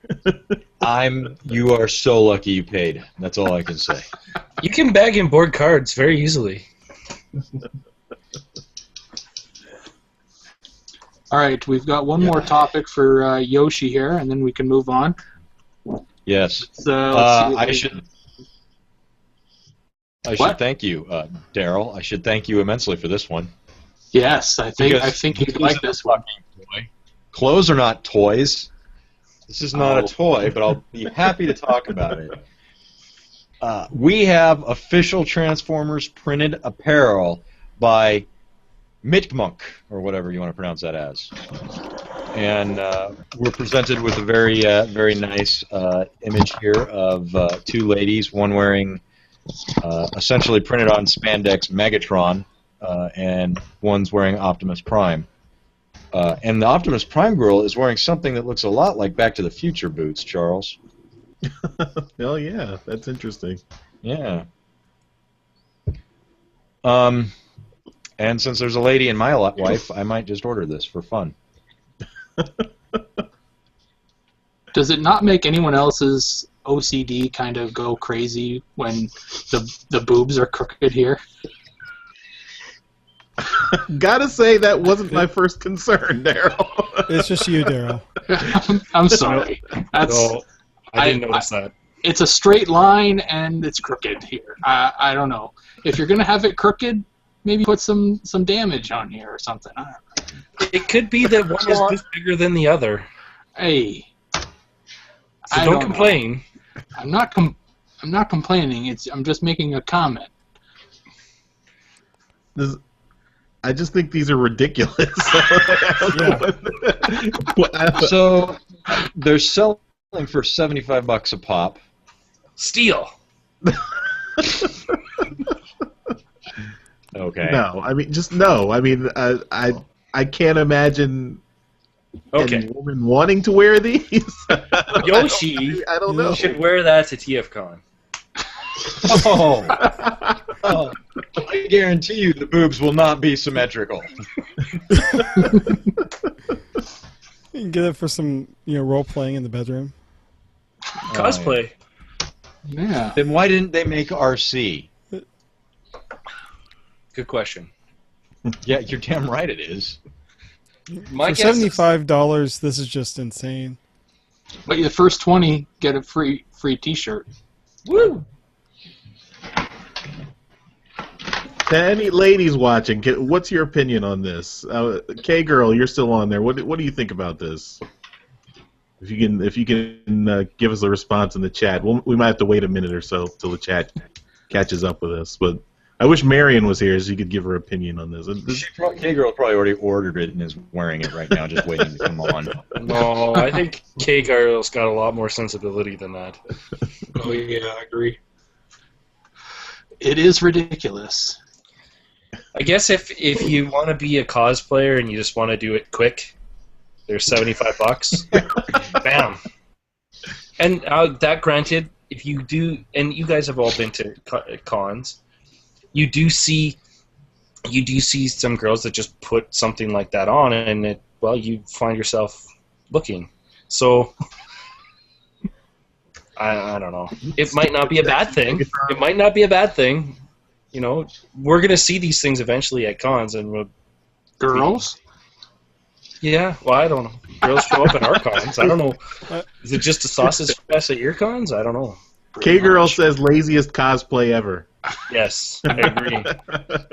I will say so at you're the saying last. She wants to sew something tighter and better printed on. I will say at the last ModCon I was at, I did see a guy wearing that. I think it was an Optimus Prime full pajama set with a mask. I think that was a little bit more lazy than this. Some people have no It was pride. probably like $20. Well, if he's at this year's TFCon, because he's been at the last two, there's a very slender fellow who dresses up as Miko. Yes, he's interesting. He likes Miko. He likes Miko. But yeah, well done, Yoshi. Well done. Thank you. Thank you for the great topic to talk about, Daryl. No problem, buddy. Now that I've alienated all the women in our group, what do you did got, that Charles? like 20 episodes ago. That's true.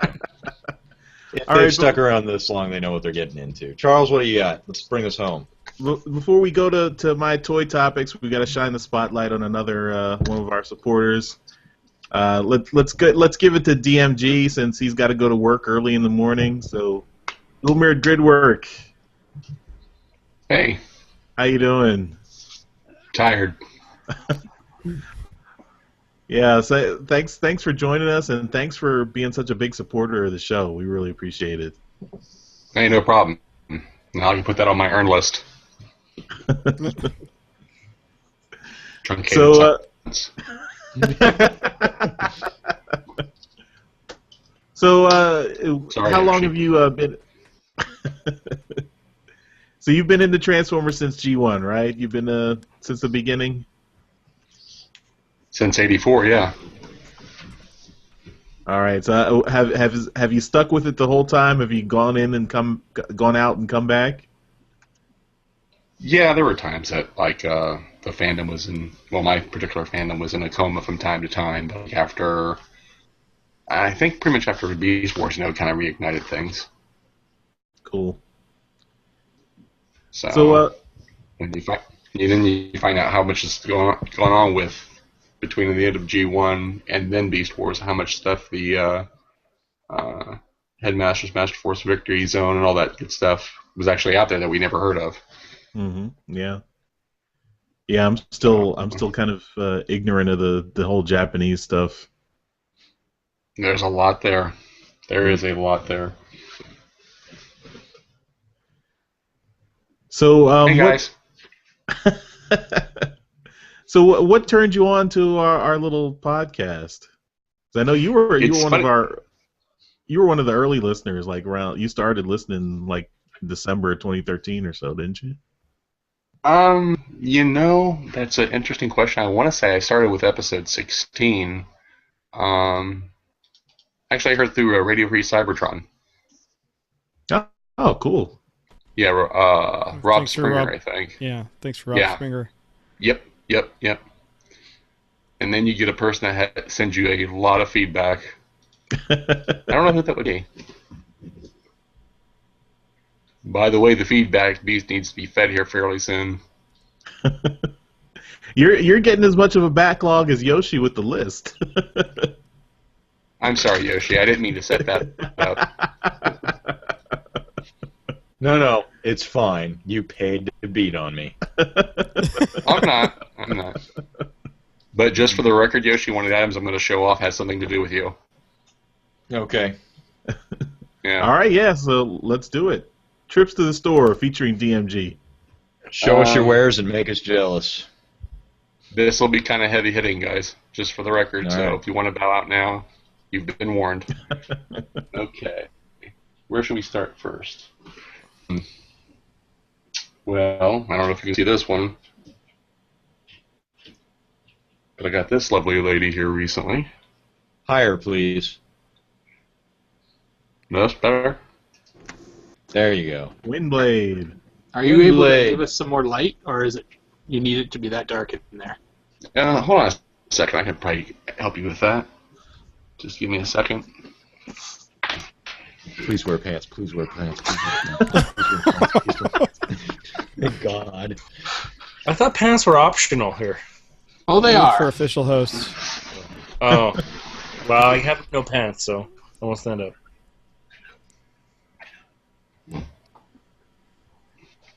Okay. Still hear me? Yep. Yep. Great. Let's see if this is any better. Showing any better? Yep. Yep. Great. Cool. 3 lights in the house. Great. I got her for about 15.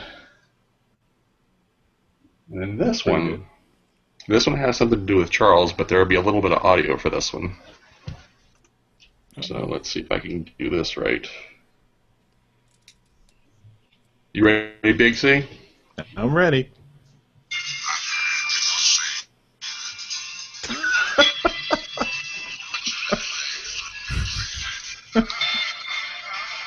There's my RC.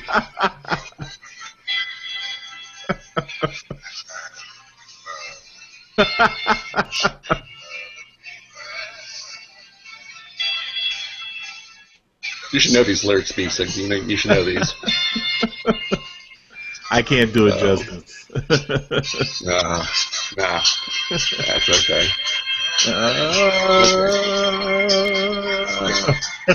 Cut it loose, Big C. Cut it loose, baby. See? Can't get enough of your love, baby. He's right here. Okay. Okay. The next one. I don't know if this will show up too good or not. Oh, I have Higher, that. sir. Higher. There you go. Now say something so you take up the screen. DMG, you have to talk. Oh, I'm sorry. There you go. The prime targets. Unauthorized story guide to Transformers, Beast Wars, and Beast Machines. Lars Pearson did it. Yeah, I have that. That book's Had no idea that existed. that book's annoying because it constantly refers to Ravage as a dog. Yeah. Kind of glad I didn't know he existed. You know, Is that alone, Charles, makes me happy that I don't own it. Is that out of print, I'm guessing? Oh yeah, that's old. That's got to be out of print. It's not one of the ones I really wanted to show you guys, but it's kind of a nice little, information bit. This one, Daryl should know something about. Yeah, I got one of those. Ooh. Yeah. I have that too. Nice little lenticular cover. Mm-hmm. So, this is the one that was really rare. Unofficial pricing guide or buying guide? Yep. Yeah. We thought it was $150. It's about $100 now. Yeah. Okay, the next one here. 9 Generations Deluxe book. Oh, cool. Yeah, this is the one I wanted to enter into the contest for the CD, which has another book by it that was one of my 2 favorite ones. So, and Yoshi, if you could ever get this, I'd definitely recommend it. You'd like this. All right, buddy. There's no rubber tires in it, but it's nice. Because it's a book. Okay. My next to last heavy hitter. Oh. That's the G1 art book? Yeah. Nice. Yeah. Got this Is for a that good the steal. Genesis book? Yeah. I think I have that too. Okay, and let me just check one thing real quick here.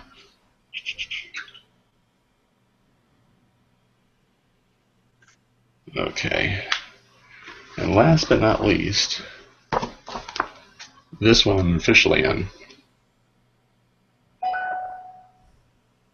What is that? Heroes of the Megaverse. Yeah. It's from Palladium Books. And just to show you real quick.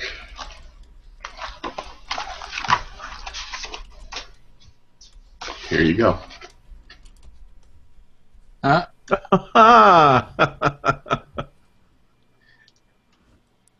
So what is that, a character or is that a storyline? What is that? Yeah, actually it's It's a character setting for Palladium Books Rift series.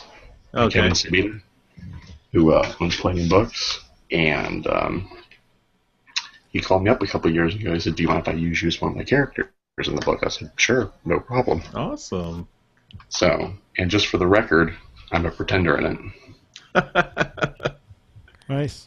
So, but and then one more thing for Yoshi before I split here, because 4 o'clock in the morning is going to come early. Uh-huh.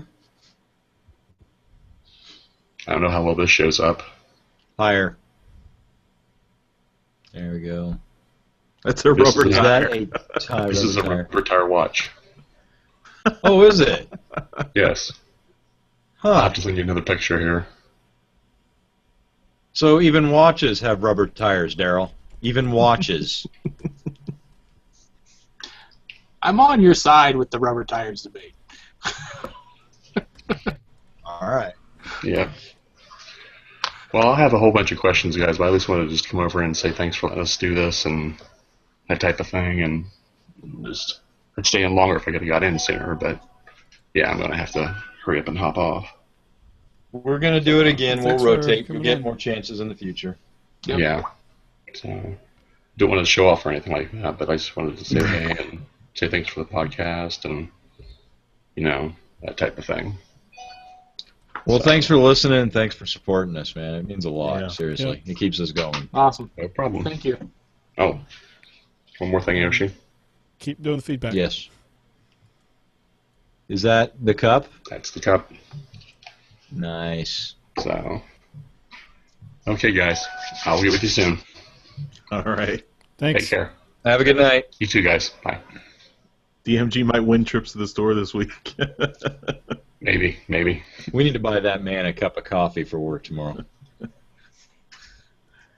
Maybe. Maybe not. All right, so down to me It's for your tour turn. stuff. All right.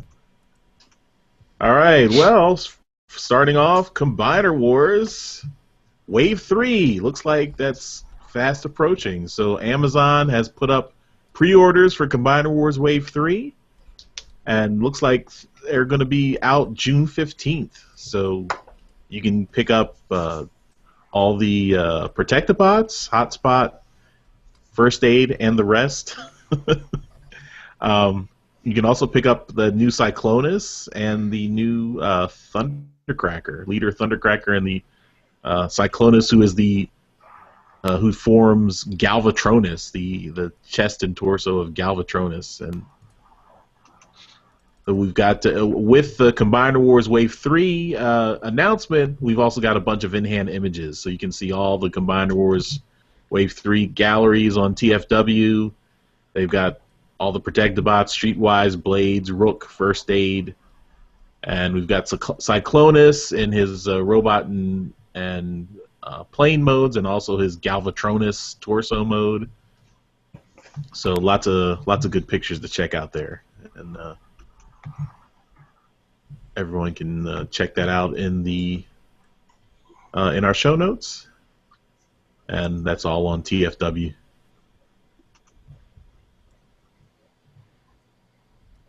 So, what do you guys think? Combiner Wars Wave 3. Wave 1 and 2 were Stunnicons and Aerial Bots. They were good. What do people think about Wave 3? You picking up the Protectobots? I'm not a big fan of the Combiner's color scheme. I mean, I never had any of these guys, as a kid. But if I were to get any, I would probably get First Aid just for the More Than Meets the Eye tie-in. Right.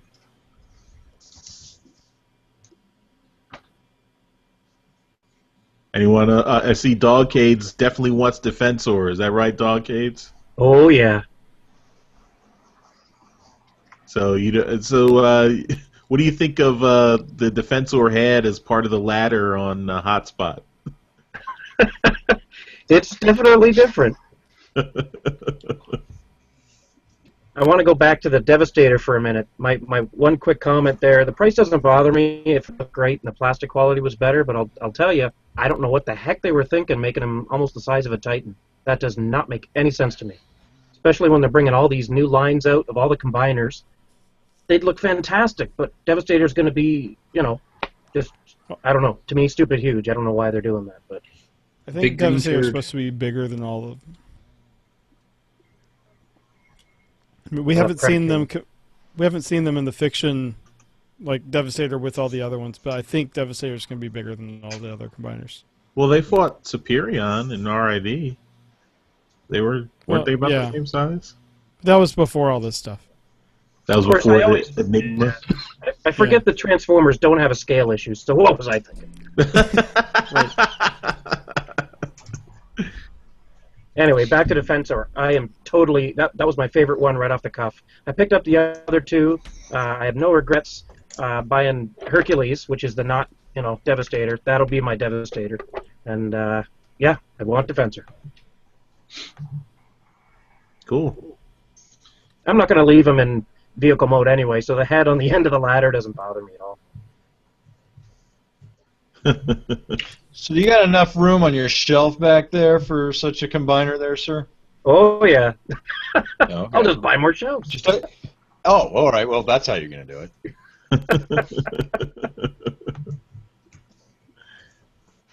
I hate to echo kind of what I said about Devastator before, but I don't know. I just I'm not exactly the biggest fan of the look on Defensor, not Devastator. I'm not exactly the biggest fan of the look on Defensor. I think it's just the proportion on the limbs. Yeah.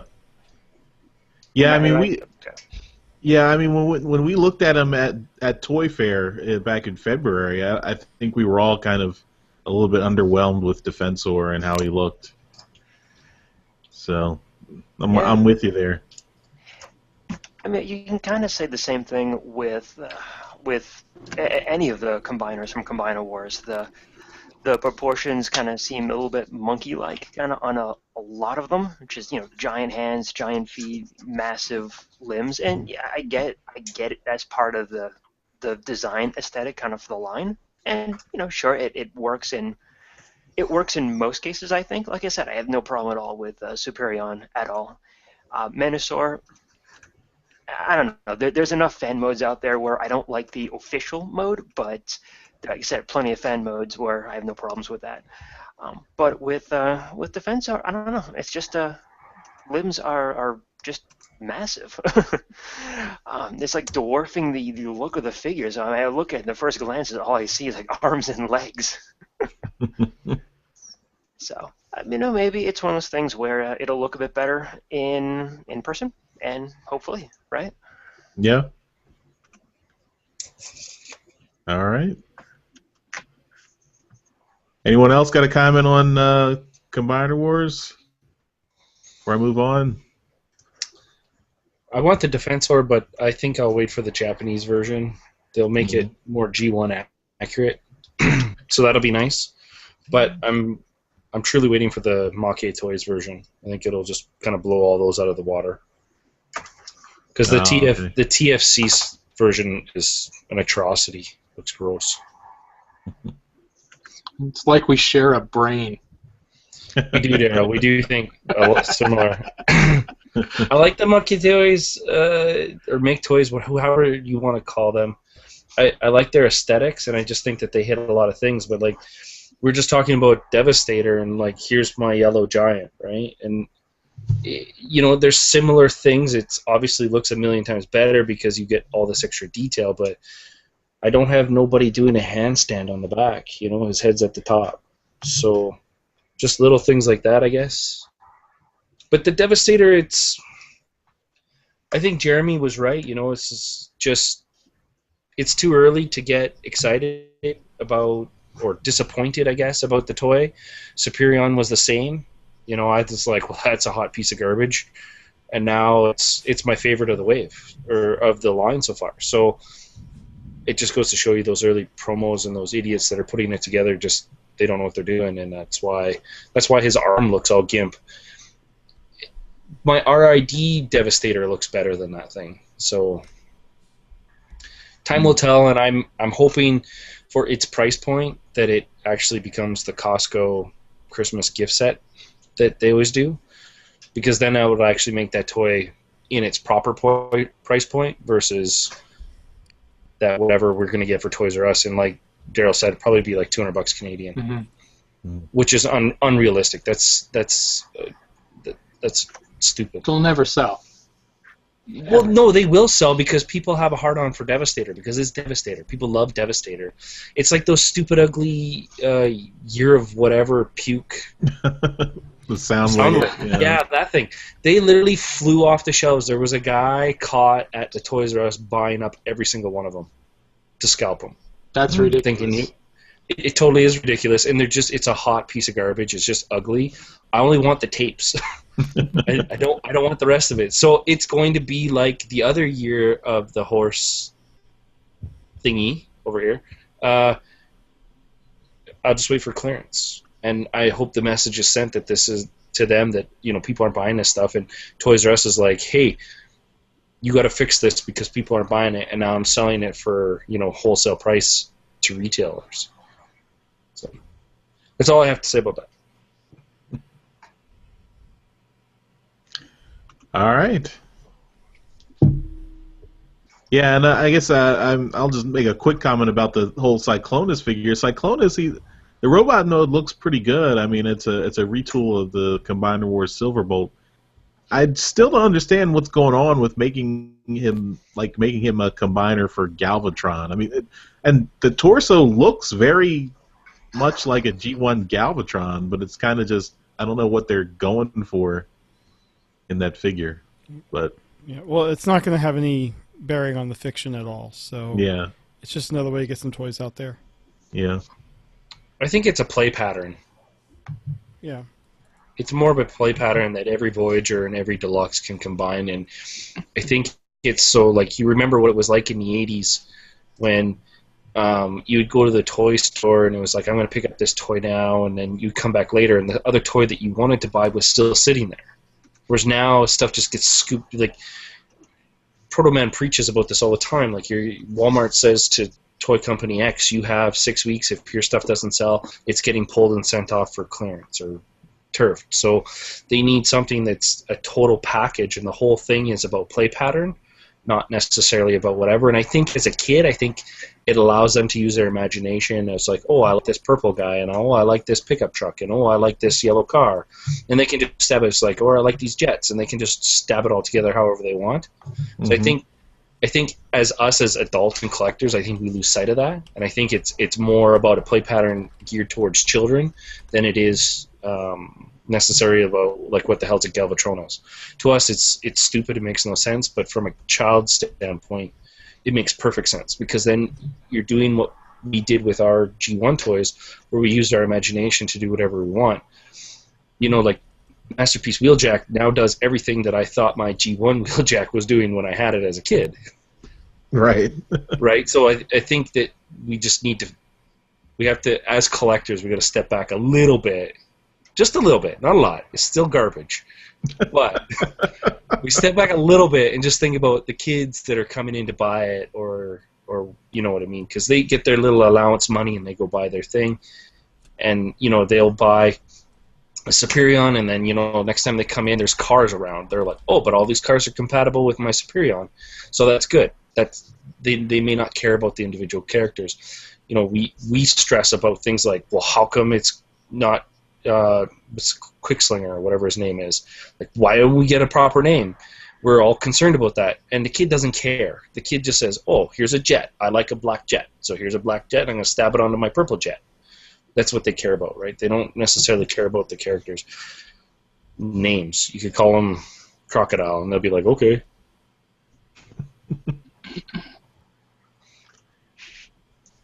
Yeah, I mean, I kind of see what you're saying there, Rob, but I think also we need to, I mean, and this is kind of classic for big toy companies, I think they underestimate the kids, too. I mean, I think if you put fiction out there that the kids are interested in, they're going to want, like when we were kids, we wanted the stuff to be accurate to the toy or to the cartoon or the comic, based on, and getting the nice representation of the toys. It's kind of why now there's a market for Masterpiece for us as adults because we didn't get that when we were kids. I 100% agree, Charles. I think it's just a part of the whole equation. I don't think it's the whole equation. I think it's just a part of it. Yeah.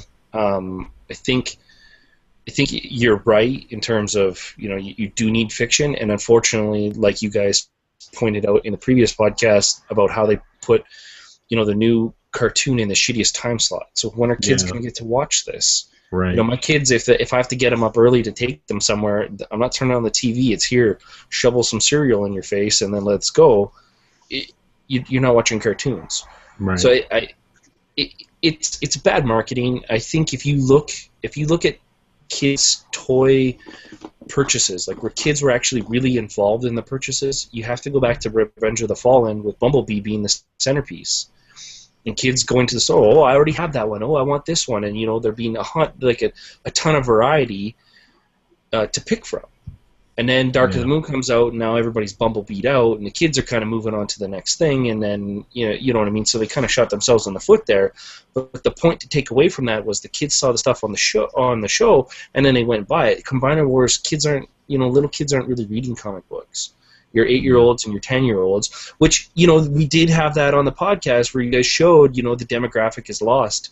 And that age group that is going to be reading our More Than Meets the Eye and Robots in Disguise, they're not buying toys. They're playing with iPods and whatever other electronic gizmo. So if they are buying toys, it's like the Amiibos thing that work with their video games. Yeah, 100%, right? So you have to make, and that's where our idea is perfect. The new one is because it's geared more towards the kids, so that I see them in the toy store wanting to buy these toys, but they're like, I don't know who this is, and they'll tell their grandparents, I don't know who that is. And I hear that all the time in the toy store when I'm looking for stuff, and they don't know what these shows are because they haven't seen it, especially here in Canada where God only knows who's going to be carrying that TV series. Yeah, right? You guys at least have a toy series. We're dealing with a different generation here. We got a bunch of kids who are going to the toy store, and their parents either don't have the time or not taking them to the comic book store to get that issue of RID. Unless IDW puts that shit in the grocery stores, it may not work. But that's just proving my point. The media to sell these toys is not accessible to the children. It's not easy for them to get, right? Like, I think at least in the U.S., the time slot issue is kind of mitigated because I think it's on the Cartoon Network app, which is pretty much on all the platforms. Okay, so well, you're more advanced than us Frozen people. Well, yeah. Here. So. Yeah, but I mean, I'm thinking if the kids, they're probably already watching a lot of their cartoons on like their iPod Touches and whatnot. Oh, I 100% agree. So, I'm canceling my cable because my kids just watch Netflix. They don't watch TV. Mm-hmm. Anyways, we went on a big tangent. Move on. Sorry. All right, so next thing, more to do with Combiner Wars, but this is from a third party. So Renderform is putting out some add-on kits for the Stunticon. So we've got new heads for Menasor, and looks like you can. There's a samurai head and also a more G1 styled head, and they've also got different expressions on the faces, so you can get, I guess, a stoic Menasor or an angry Menasor. And so if you've got the Stunticons and Menasor and you're not too happy with the stock figure, there's a couple of add-ons you can get here. And they've also got some weapons for all the different Stunticon characters. They've also got let's see, what are they? They have weapons for other characters here, and lots of different things to choose from. I don't see any pricing information here, but I guess if you're looking to enhance your Combiner Wars figures, you can take a look at these. As a purchaser, like I've purchased his stuff, it's not cheap. It's expensive, but he's making it himself. So okay. It's not done in a factory in China. He's doing this in his garage. Wow, okay. And he does do it in very limited quantities. Yep. So yeah, I see. I just clicked on his web page. So yeah, the Menasor heads are $20 each for just the heads. Just the head, yeah. Yeah. Yeah, I bought some of his pieces in the past to enhance certain figures, and very happy I did, but again, I'm very selective because they are more pricey. But I do like to support that side of, I guess, third party. It's just a dude. He's just one of us making it in his garage and then making a few extra. So I don't mind compensating for his time. It's no different than you guys paying to get a sketch done. Yeah. Yeah. So that's the way I look at it. I don't buy a lot of sketches. I don't buy or get signatures, and I don't buy a lot of those things. But I do buy the toys. So it's like, well, I don't mind supporting that. And to me, that's the artistic side of it. Is that guy making that stuff in his garage versus, just a company that just wants to produce a shit ton of toys to make money. Right.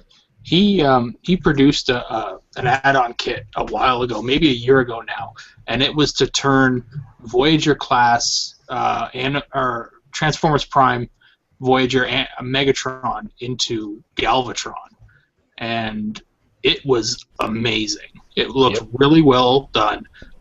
You had to paint it, which was a little bit of a bummer, but it looked fantastic when it was done, and it was priced at around $50-some-odd, $56 or something like that.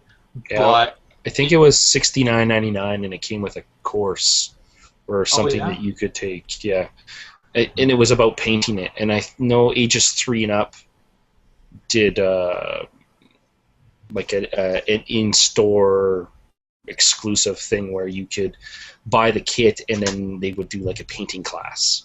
Right, that. it was exclusively sold through ages 3 and up, the website. I really hoped to get it, but by the time that I went to go and buy it, it was sold out. I couldn't get any. Yeah, and same here. I was kind of on the fence about it, whether I was happy that I couldn't get it or sad that I wasn't able to get it, because it was a lot of work. Like, it was looking to be a whole ton of work to get that, to look the way I wanted to. But then the final product, like the finished Galvatron that was produced, looked absolutely amazing. So I would say it's Mania King or better. Like, to me, it looked awesome. It looked really good, and yeah, I wish I could find a picture of it here. Maybe I can. The painting thing is what held me back, because I have no artistic painting skills. I would just look like garbage.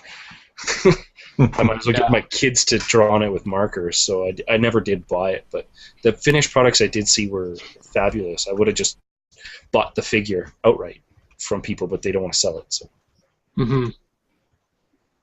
Yeah, this is it here. Okay, I'm going to screen share this and close this. We'll see.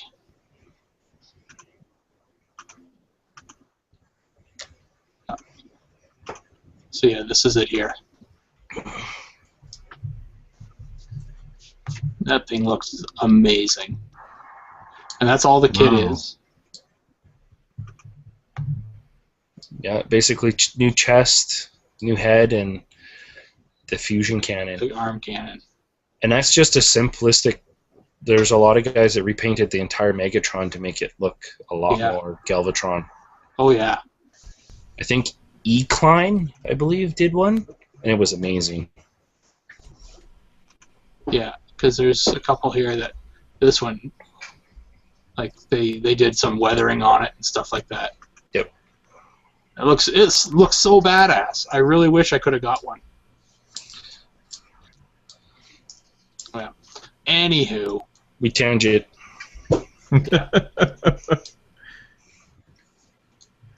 Anyways, if you do like Renderform stuff, you see it, do remember you're supporting an artist. You're not supporting a toy company.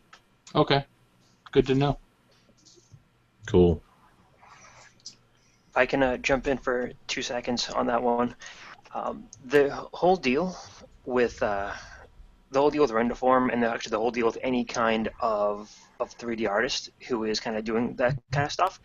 I mean, pretty much it is just, I guess, like you said, one guy who is just either designing it in his house or in his office or something like that. And it does take a significant amount of time to kind of develop all this stuff.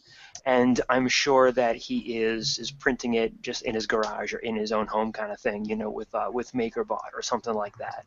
It's not 3D printed. It's not 3D printed.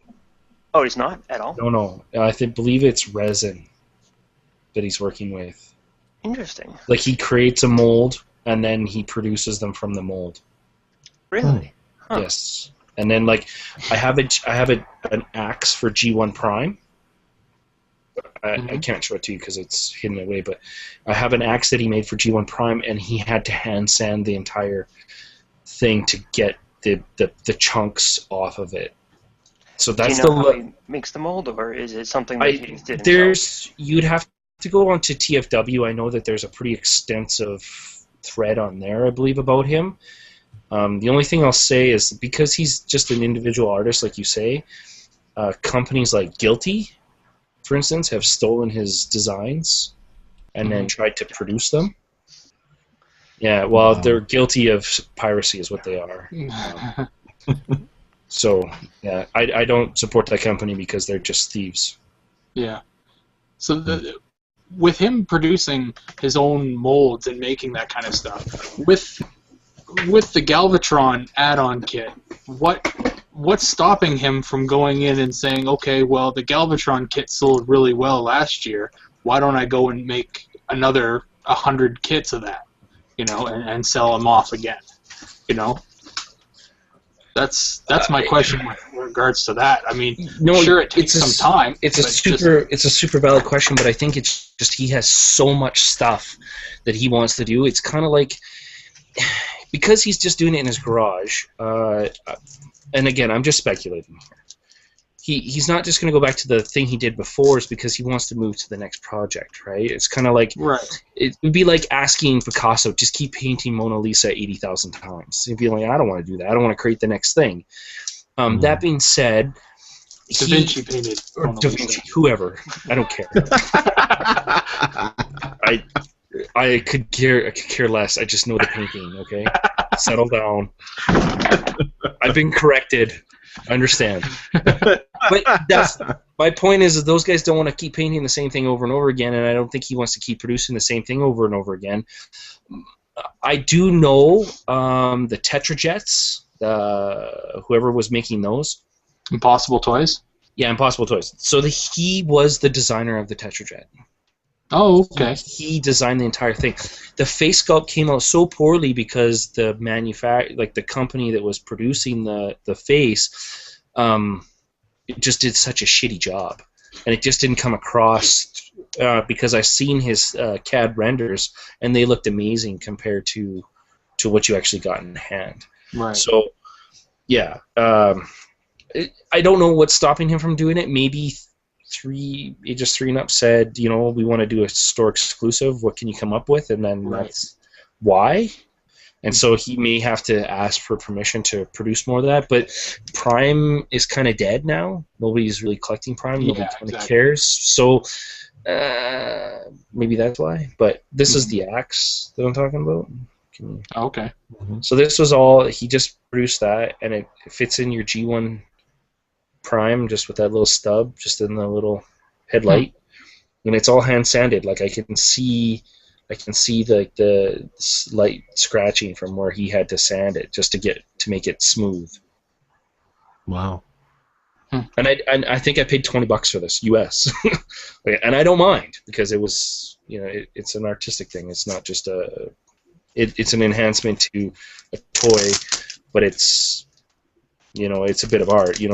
That's kind of semi why I support third party is because it's not just about license infringement. It's about they took an artistic style on it, and that's why I like Computron so much because it's a stylistic take on a figure. It's not just here we're going to make this as close as we possibly can, Polygon, to G1 toy, and make our own transformation. I digress. Sorry. Well, Charles, while we've got Rob on camera here, why don't you ask him some questions? All right. Yeah, we've got the spotlight on you, Rob. So, you're on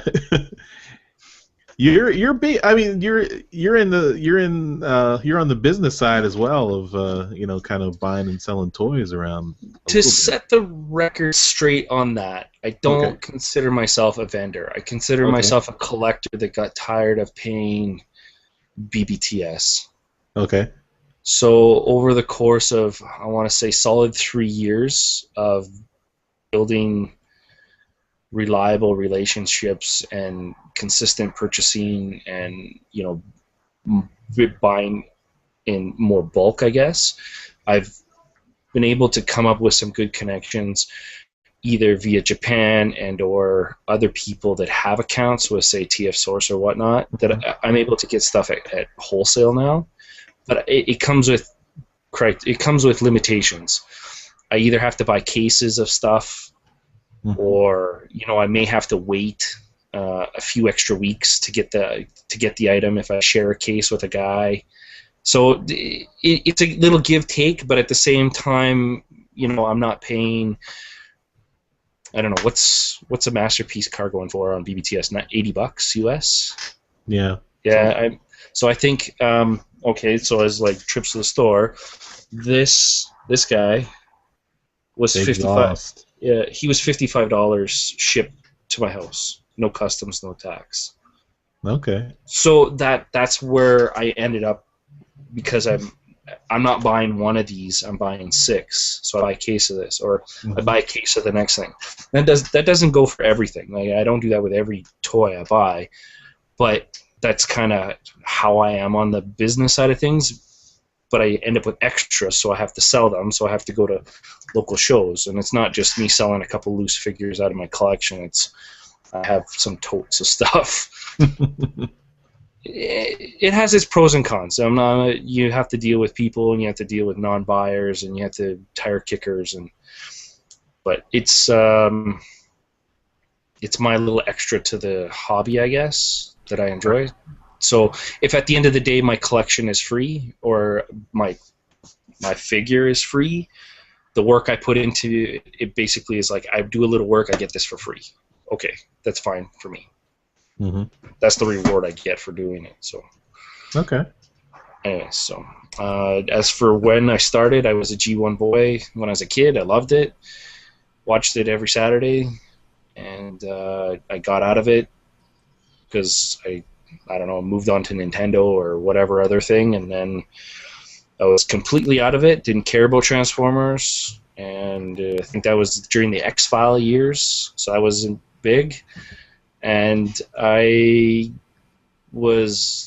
caught an episode of Beast Wars right near the beginning. I was like, this is fucking awesome!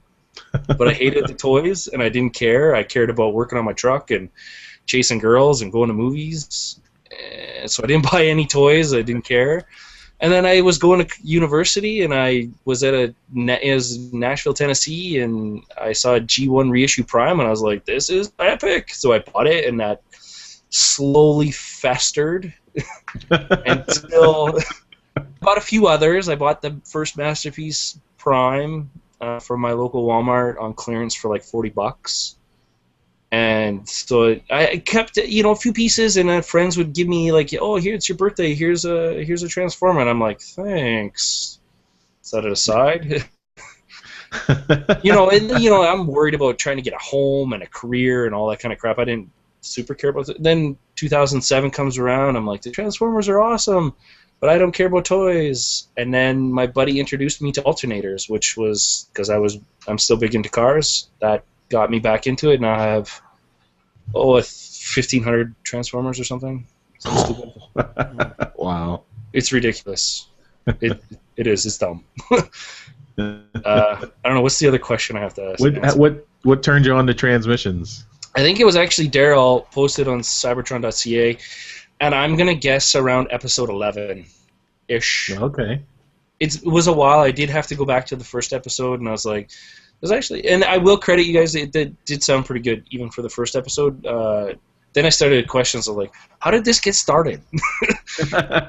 So I was interested, but I don't do the Reddit thing, so that was kind of that was lost on me. But anyways, Charles didn't do the Reddit thing either until we started.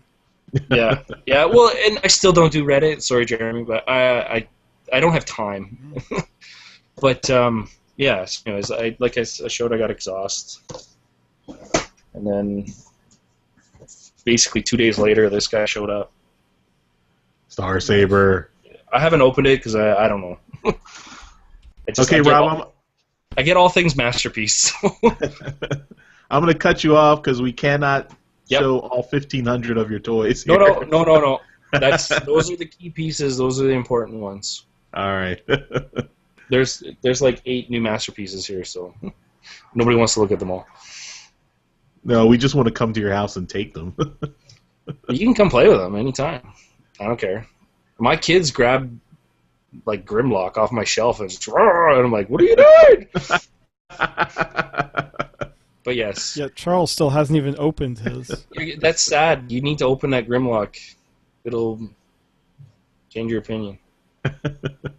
I will get to it, I promise. Anyways, so yeah, that's what I got. And again, thank you guys for the podcast. It's great. I listen to it. It's all the time. Well, thank you for listening, and thank you for supporting us. No problems. Thank you for having us. All right.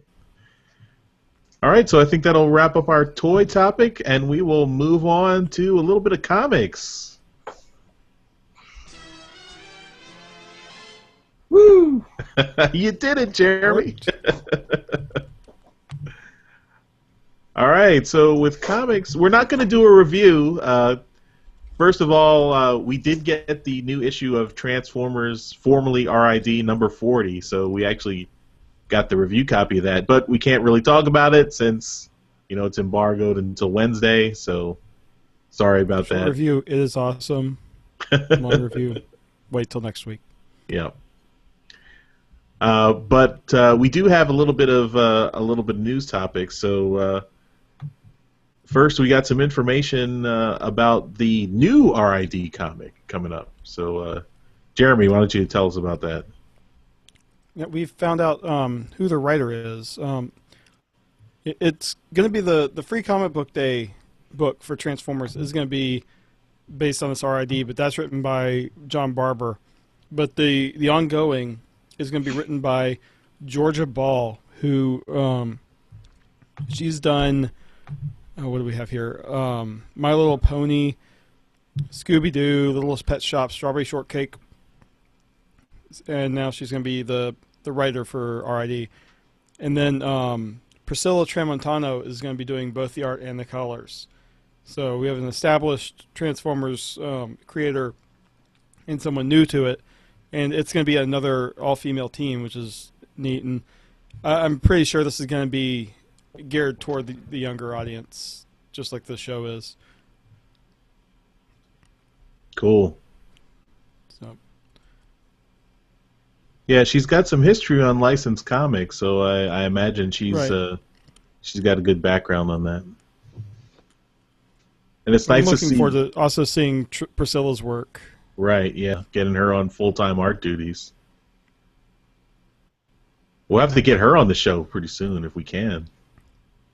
Yeah. All right, so next we've got a little bit of a sad topic here. So IDW Comics, it looks like all their comics are moving from 22 pages down to 20 pages. So it's already happened with More Than Meets the Eye issue number 39 that came out last week. It was only 20 pages. And I tweeted to John Barber this week asking, if this was going to be the norm going forward, and I can if we can put the tweet in the chat here. But yeah, so John Barber confirmed it that all the books are going to be moving to 20 pages eventually.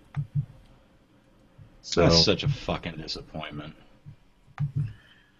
I mean, I understand that it's disappointing and everything. I mean, I don't want it to happen either, but I also understand that basically the whole rest of the industry is already at 20 pages, and they're all charging $4 a book. So it's not like IDW is charging a premium for less content. It's just they kind of have to follow with the rest of the industry if they want to remain profitable. But yeah, it's still disappointing.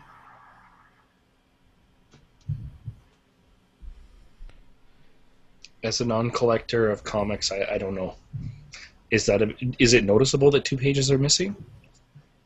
It really probably depends on the story. Yeah. I mean, in particular, James Roberts is kind of a dense writer, so taking 2 pages of him probably removes about like about 6 good chunk pages of the script. plot. Yeah. So would you guys be opposed to maybe a longer comic that was available digitally versus the paper version? Because I'm assuming digital is going to be cheaper to produce than It's paper. cheaper to produce, but they still sell at the same price point. Yeah. But are you okay with that? Like, I'm not a comic. I come from the side of like, I don't care about collecting the book, so I just want to read the story. I would love for the digital ones to be longer, but they can't do that because they want to keep a parity of what you get in paper is going to be what you get digitally. You're opening up a can of worms right now, Rob. Sorry, I will stop. The digital versus physical debate is one that you guys have covered that very well, and I respect that. And I'm not going to lie, I do have the pirated version, but I did go and buy the trade paperbacks as soon as they were available on. And you're also Canadian. Well, I have no comic book shop to go to here. I'd have to. It's like a 30-minute drive, so whatever. But that being said, I do appreciate the art, and like Yoshi has really pointed that out through the podcast. To pay attention to the art, and I do when I'm reading it on my iPad.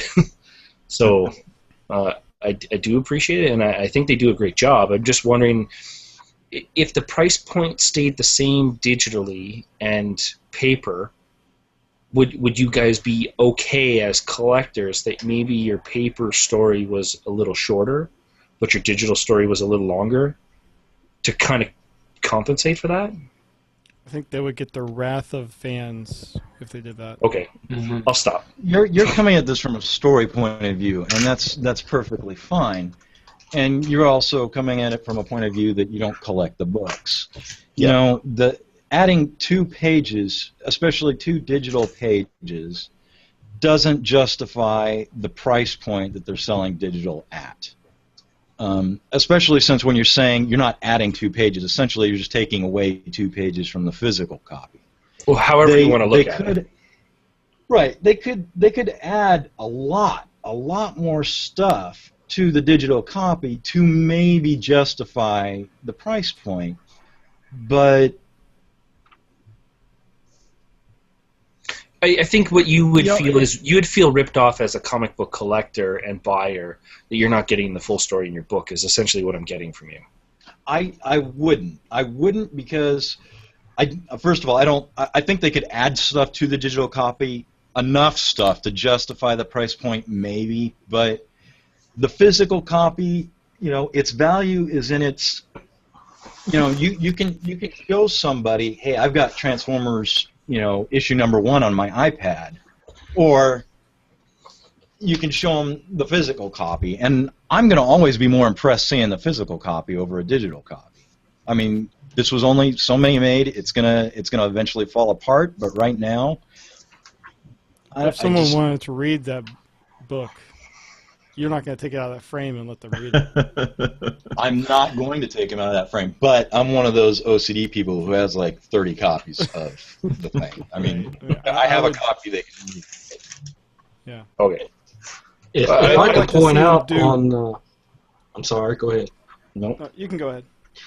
I was going to say, if I can point out on this, if we're going on that standpoint, look at the original Marvel line issues when they were released. Here, ours, remember, we had 80 issues to our series, but we also had the G.I. Joe and the Headmasters and whatnot besides. In the UK, they had 300 plus issues. Of course, theirs was half the size of ours. And you look how long theirs lasted, but they had a lot more stories to theirs. So if you imagine them putting those into a single issue or into digital form, it'd be not worth as much, because now the UK books are going for just a ton of money. They are hard to get, just one issue for cheap. Yeah. If you understand what I'm meaning on that. Yeah.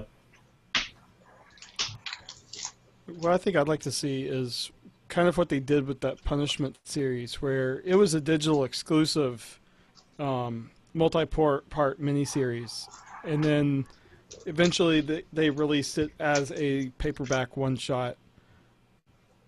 And I think that's something where you can play with pricing and stuff and work out something that works in both markets. They're so close. They've dropped the digital rights management shit. Now they just need to bring the price point down. If they could just do that half of the equation, that's going to help, I think, the entire industry tons. I mean, we saw how much it helped the music industry dropping the price of individual songs. They need to do that with individual issues, because you can't justify the $3 price point. You can't. It's just not there. Yeah, maybe for the guy that lives out in the middle of bumfuck nowhere like me, who doesn't have a comic book store, maybe in that case, if you're a die-hard Transformers fan and you want to read the issues, okay. But I could tell by the look on Charles's face we need to fucking move on.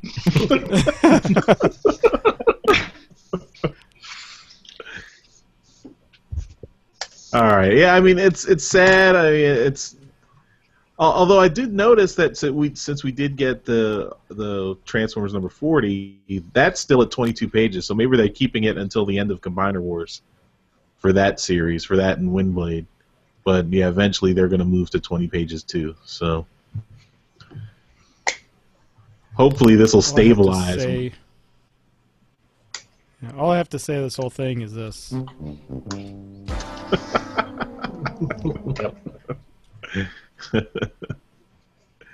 All right, well, let's move on, and we're ending the comic section, but let's put the spotlight back on one of our Patreon supporters. Let's go to Dinobot Maximize.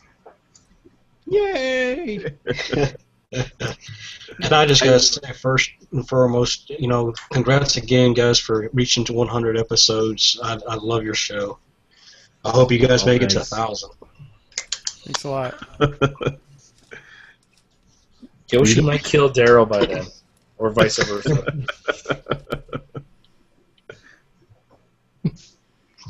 So, Dinobot Maximize, I have to assume you were a diehard G1 fan. That's where you started. Yes, I was. I was. I actually remember coming home from school on a Friday. I hadn't seen any episode of Transformers up till the Fire in the Sky episode. That was the very first episode I ever watched, and I caught it because back then my mom was real big on me and my sister for doing, get your homework done when you come home and everything. And the cartoon would come on during the week, and that was just the first day where I actually got to see a full episode, and I loved it. And of course, right after the episode aired, well, we're going to have this marathon of it the next day, so I actually got to watch the first 8 or 10 episodes the very next day on that Saturday morning. I've been in love ever since. Awesome. So, what turned you on to Transmissions? Actually, I don't even fully remember. I think I was on. You guys were talking about our fellow reviewer, Optobotomus. We were talking on him, and I think Daryl came into the Ustream one night, and everyone was starting to talk about the Transmissions and other podcasts. And I actually went over while I was on that stream and checked you guys the website out.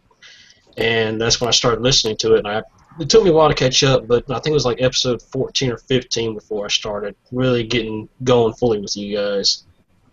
I've been there ever since then. Wow, cool.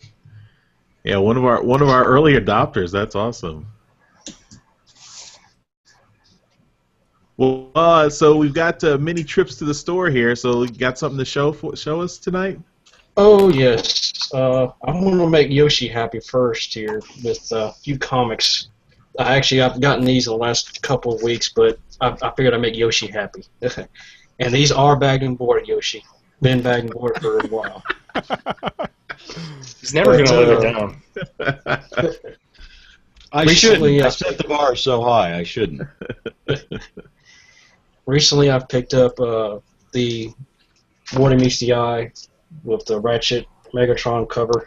Oh, nice. I love this image. This story arc in the original G1 was my absolute favorite. I fell in love with that arc by itself. I just real recently, I got this cover art for my collection with the Megatron on the Lincoln Memorial from issue 30 RI cover. And then a while back, I actually picked this up. This one's actually one of the prides of my collection. It's the, sadly, the Dreamwave, War Within the Dark Ages, issue 1.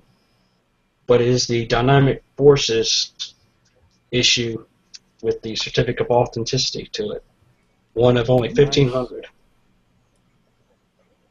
Wow. It's actually issue 12, certified as issue 1258. So I got that, and actually off an eBay auction for like less than $10 with shipping.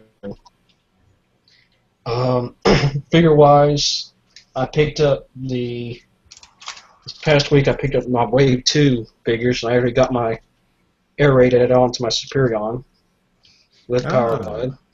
Cool.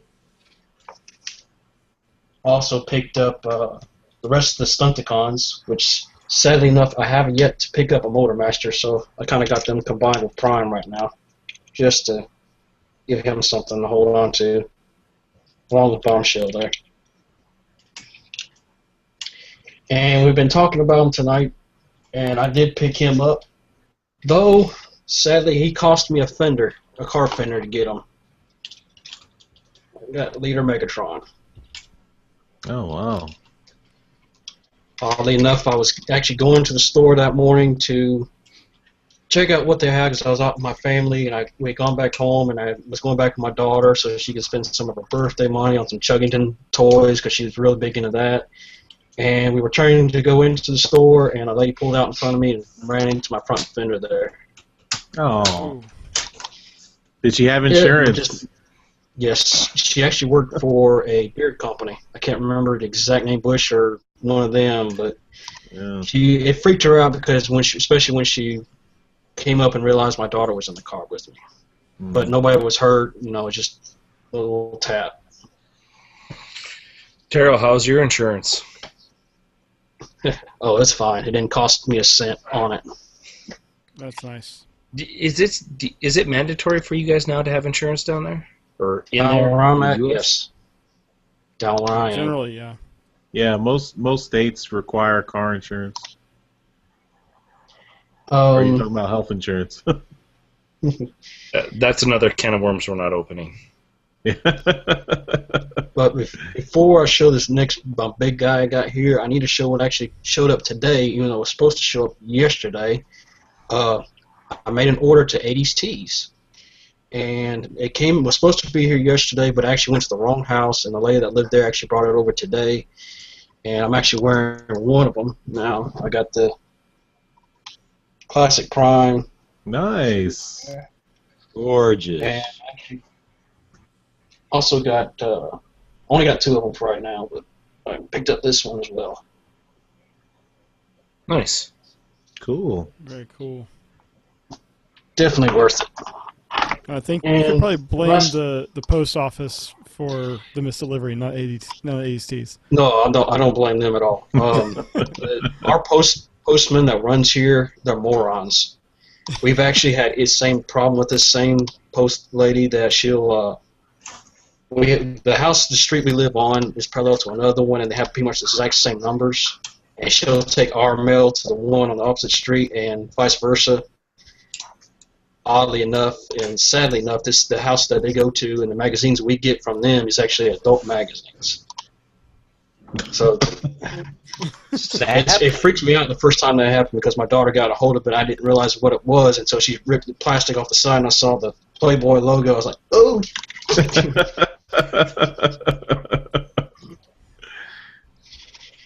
But my big one is I picked up a set from a guy where you come with the G2 Gorilla Shield Prime, but I got the knockoff version of the Tinker with him.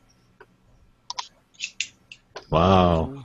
Nice. Complete in box. Even has the, as Prime is holding there, he actually has an extra sword there that comes with it.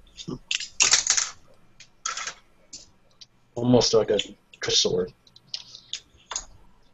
This is actually the Prime he sent me. He's actually got his the head that come with it on it as well. So, but I also should note to you guys, if you guys are interested in getting one of these Leader Prime or Leader Megatrons, my store right here has quite a few of them. Of both the Armada and the Leader class, the G1 one. I would take you up on that offer, but the dollar is terrible, so it would cost me more than waiting. But that's all I got, guys. Very good. All right. Very cool. Thanks, man. Thanks, Dinobot Maximize, for being such a big supporter of this show. We appreciate it, and definitely, talk about your YouTube channel. Check, promote that a little bit. Yeah, my YouTube channel is, of course, Dinobot Maximize.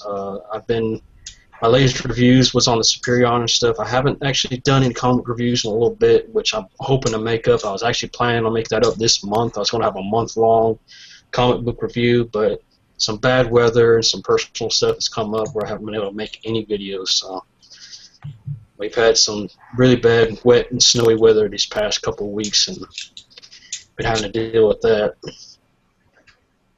All right. My yard's going to be wet for another month.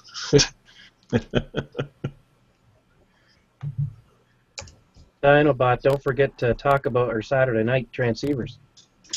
Indeed. This will go to anybody that's still out there that wants to join us. We have a good number with us, but every Saturday night a lot of us get together. Us transceivers or transmissionaries, as some of us keeps wanting to call us.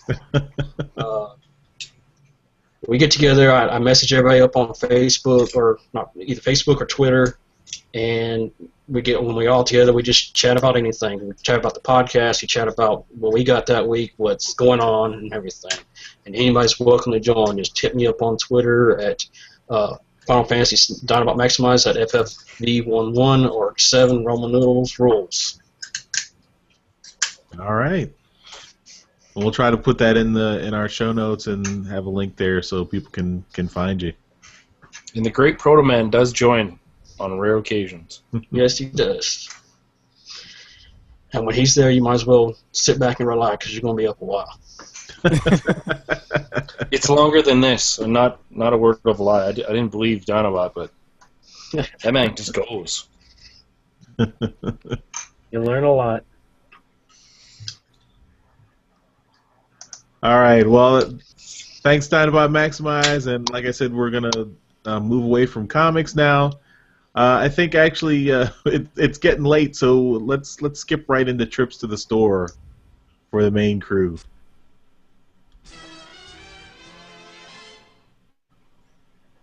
All right, Daryl, got something for us? Oh wait, hold on, Yoshi, what do you have to say about trips to the store? Trips to the store are brought to you by Value Village. Value Village. It's like Patreon for people without computers. And actually every single figure is guaranteed Daryl complete. Value Village. All right, Daryl, what'd you pick up this week? You're on mute, Daryl. What an ass.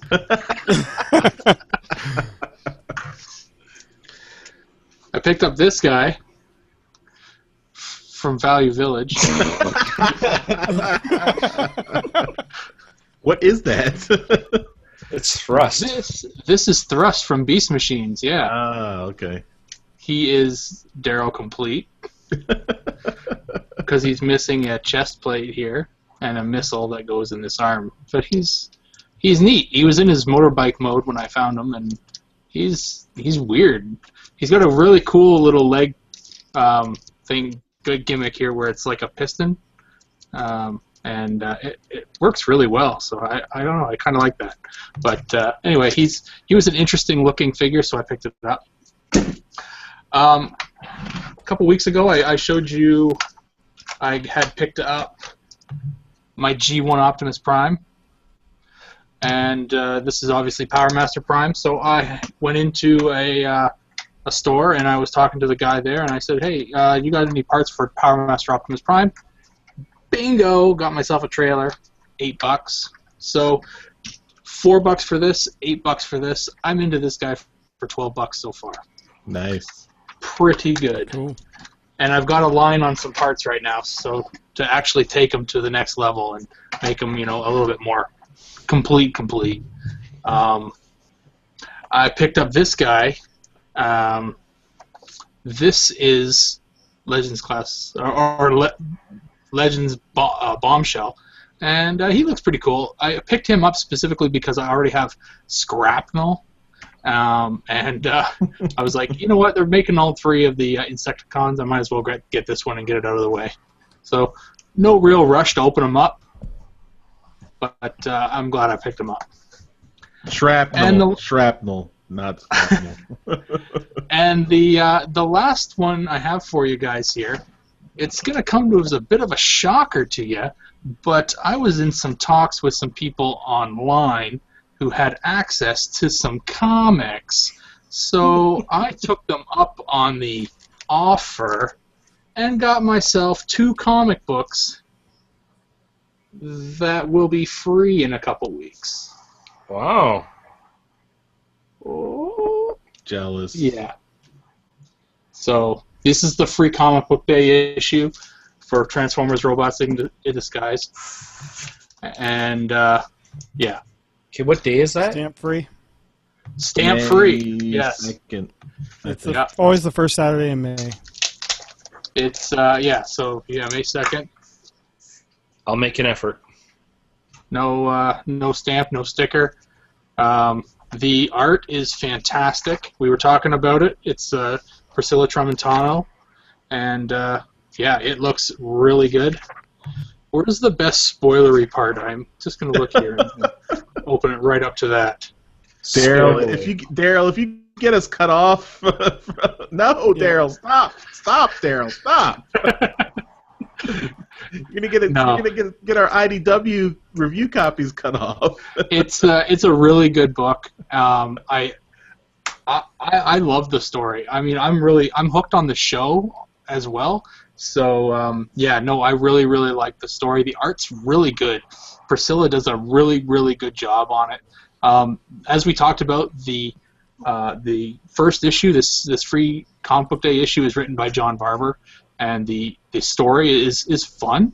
It'll be interesting to see what Georgia Ball does with the series when she takes over. But I really like it. So yeah, that's what I got. Does anybody else have something that's not released yet? Daryl, you're making me want to slap you. At this point, it's not a question of if you're going to get hit, Daryl. It's just a simple matter of how fucking hard. All right. Jeremy, what do you got? Well, what I have to thank all the Patreons and everyone that's donated money for this. This is a microphone that is going to be going up to Canada, probably with Charles and Yoshi on their way to TFCon for Daryl. For some reason, the Canadian price was like twice the U.S. price. Welcome to our world. That sounds about right. Yeah. So I bought it, had it shipped to me, and it's going to go up to Daryl. You have no idea how nice that is. Mm-hmm. Yeah, and I also got this little microphone fuzzy thing to go on it. Awesome. So Daryl will sound Darylific. Daryl complete. Yeah, Daryl complete. No, he'll be Daryl complete. So, also, I finally made it to the comic book store. I have 3 bagged and board comics. God damn it. I got More Than Meets the Eye, number 39, the subscription cover, which I really like. I got Windblade, number 1, finally grabbed that subscription cover. This is the Olivia art on that one, I think. And then I have Transformers vs. G.I. Joe, number 6, subscription cover, which I need to see who actually did that. I can't remember. It doesn't matter. It does matter. And it doesn't actually say. I have to go check the review. See?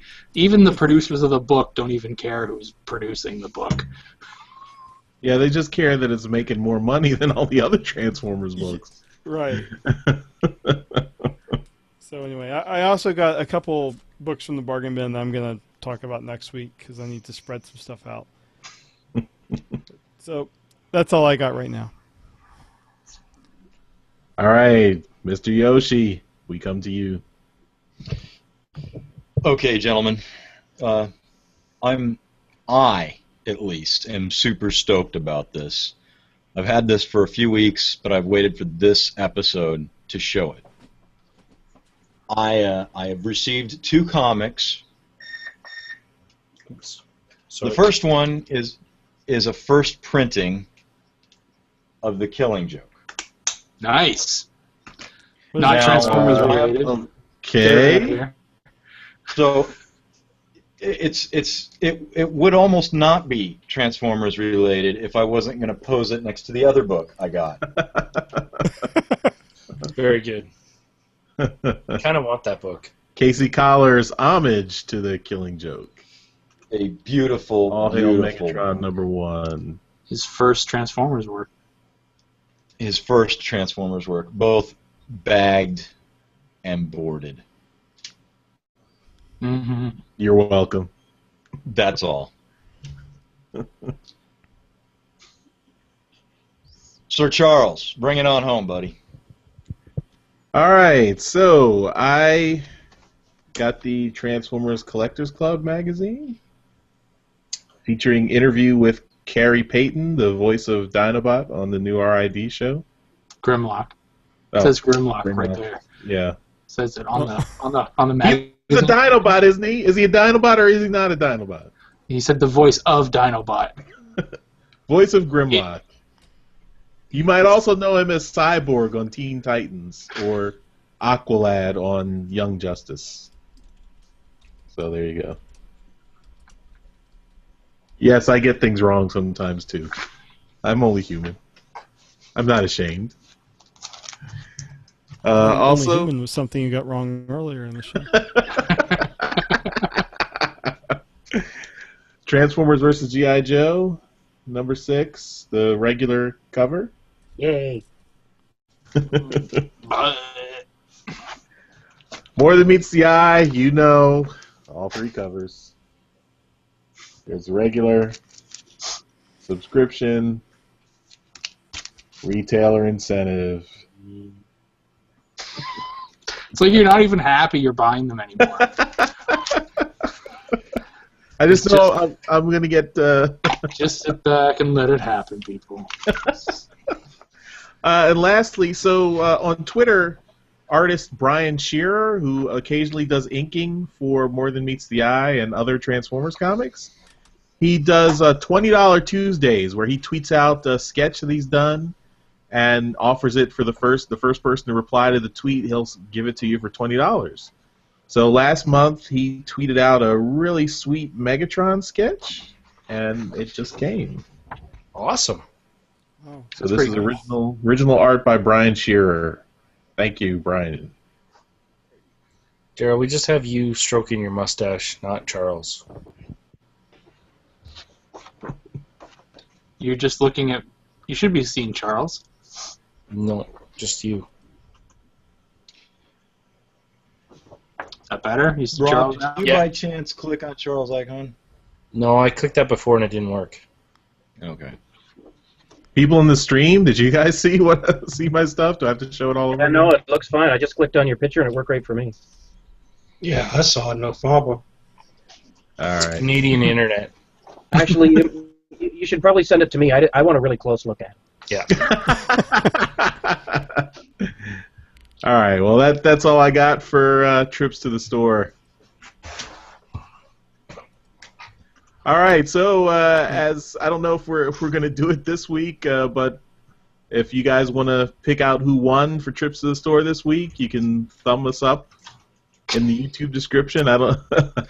We'll see if this works. I don't know if we're going to have a separate trips to the store video or just have the whole show is one video, and maybe you could even As vote you know, for... Trips to the Store is our YouTube segment.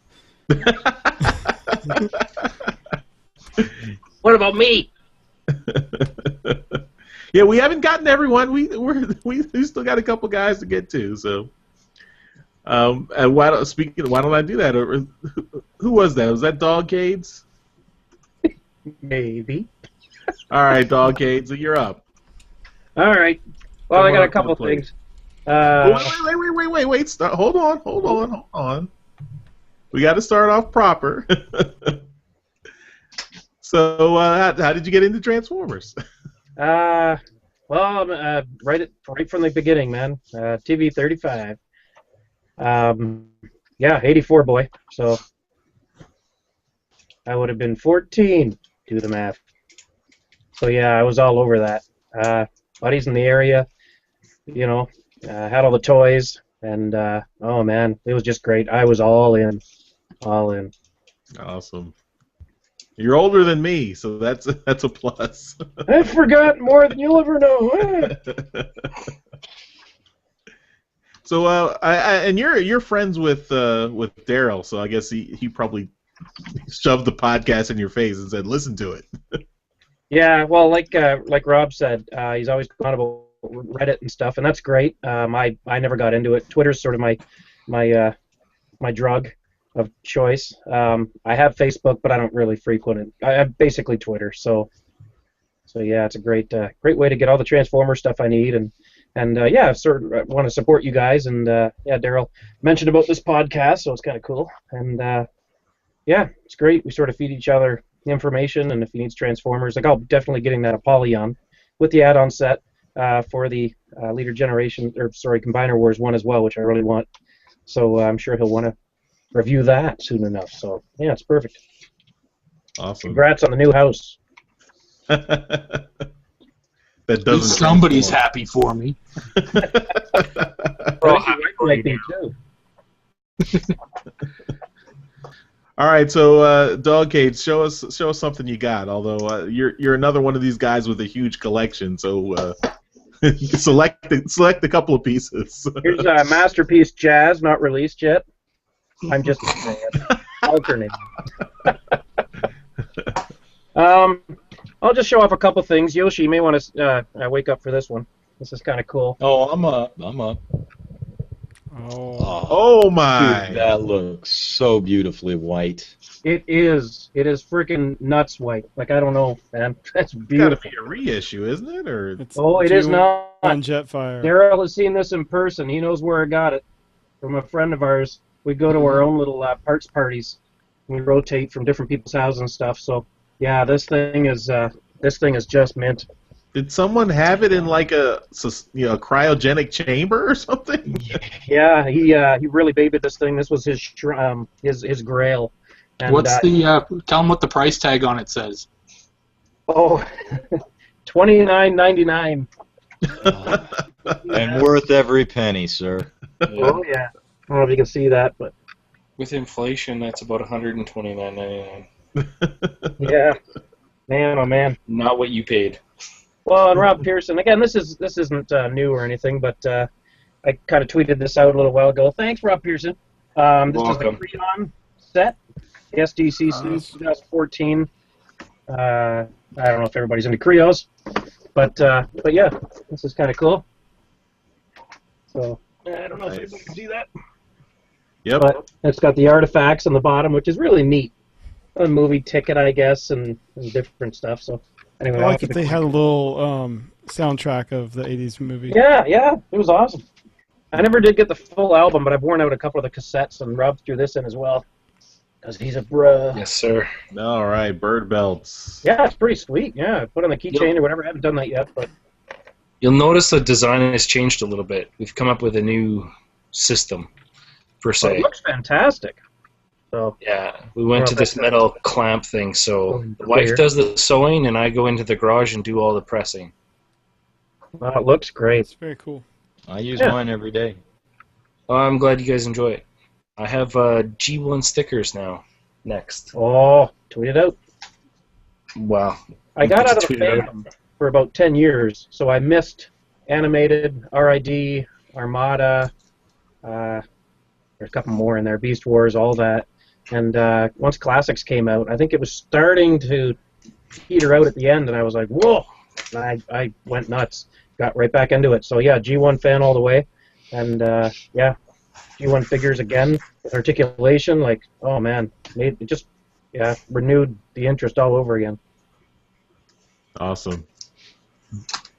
Well, thanks again for supporting the show and keeping us, keeping the flame alive here, and watching our show and promoting us. We appreciate it.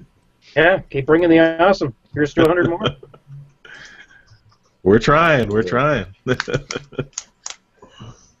All right, I think we got one more person that we haven't gotten to yet. So, Mr. Gabe, the Gabator.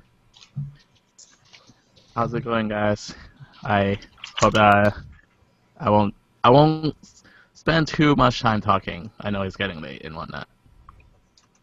Well, you deserve as much time as everybody else, Gabe. So, we're here for you. This show is for you. So, tell us. The new mic sounds great. Yes. So, how did you get into Transformers? Are you G1 all the way? I grew up in Asia, if you can't tell by my accent. So my first toy was G1 Swerve that my dad got me from business trip. So, but I never actually watched G1 cartoons until I have like Netflix or like I got a DVD set. So yeah, since then, when I moved to the States and in college, that was when RID, the first RID, came out, and I saw, I think, remember Rail Racer? That's the one that the 3 trains that combine together. Right. I was like, oh my gosh, this is what like Transformers are like now. It's like freaking awesome. So that got me back into collecting and spending a lot of money on toys, and you can see a little bit. That's kind of like half of my collection back there. I'll show you my closet. I guess I will just tell the internet. About 2/3 of my closet is toys, and the 1/3 is for clothes. As it should be. So yeah, that's how I got to be a fan. I'm not so big into the comics. I did try to get into Dreamwave a while back, but I don't know. Sadly, they're history now, I guess. Sadly, owner, sadly, the owner of the company was a huge douchebag.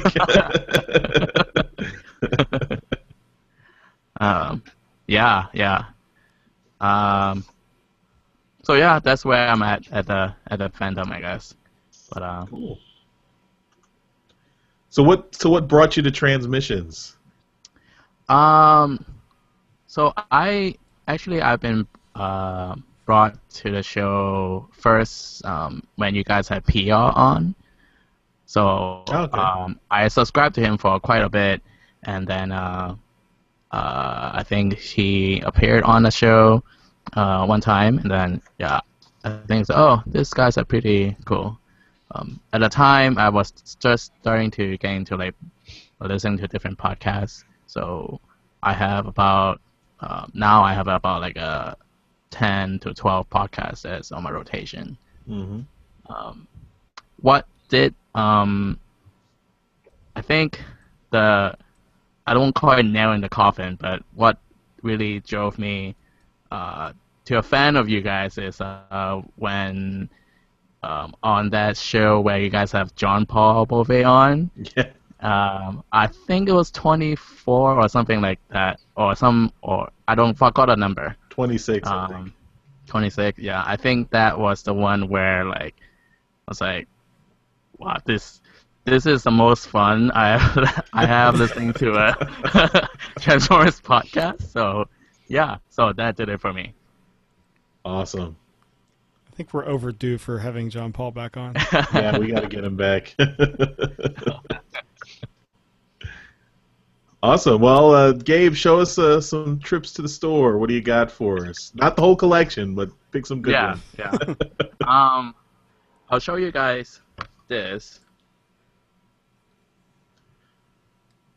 So I found my tablet recently, so I'm going to start reading the comics now. So I'll show you this.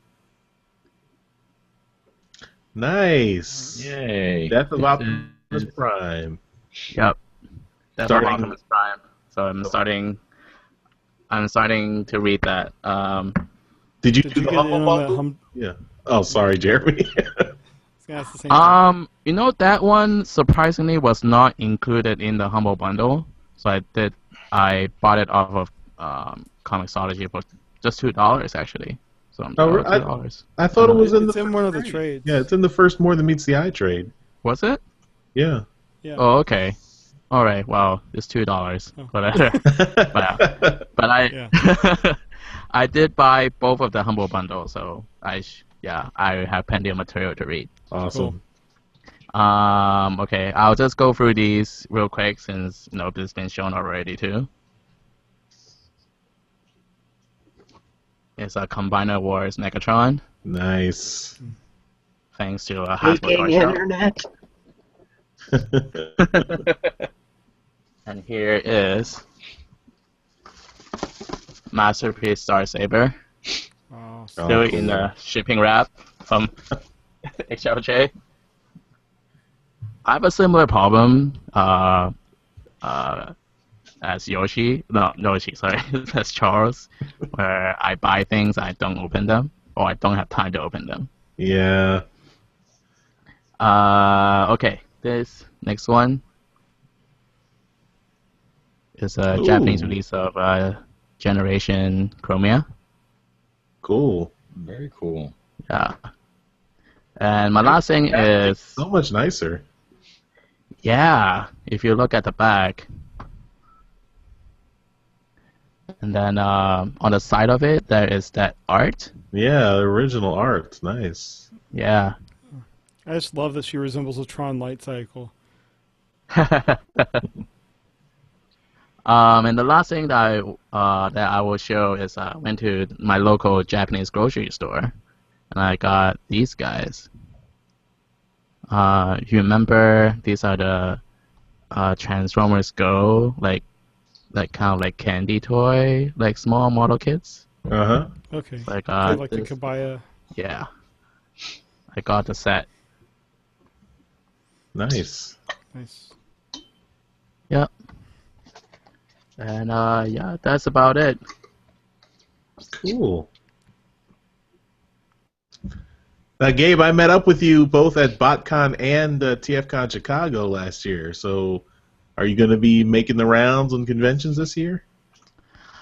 I'm looking for a room actually for Toronto. So any of you who is watching this video are looking for a roommate at Toronto, hit me up on Twitter. All right. Yeah.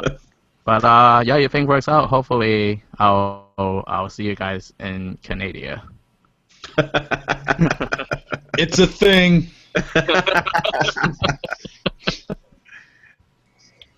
All right. At the well, if you don't get a hotel room, just stay at Daryl's house.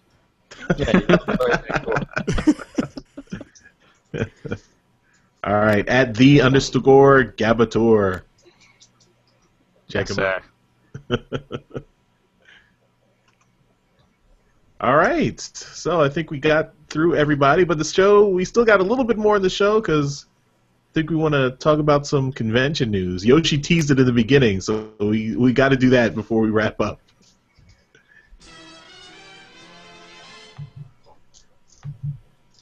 All right. So, Daryl, what's going on in Canadian conventions?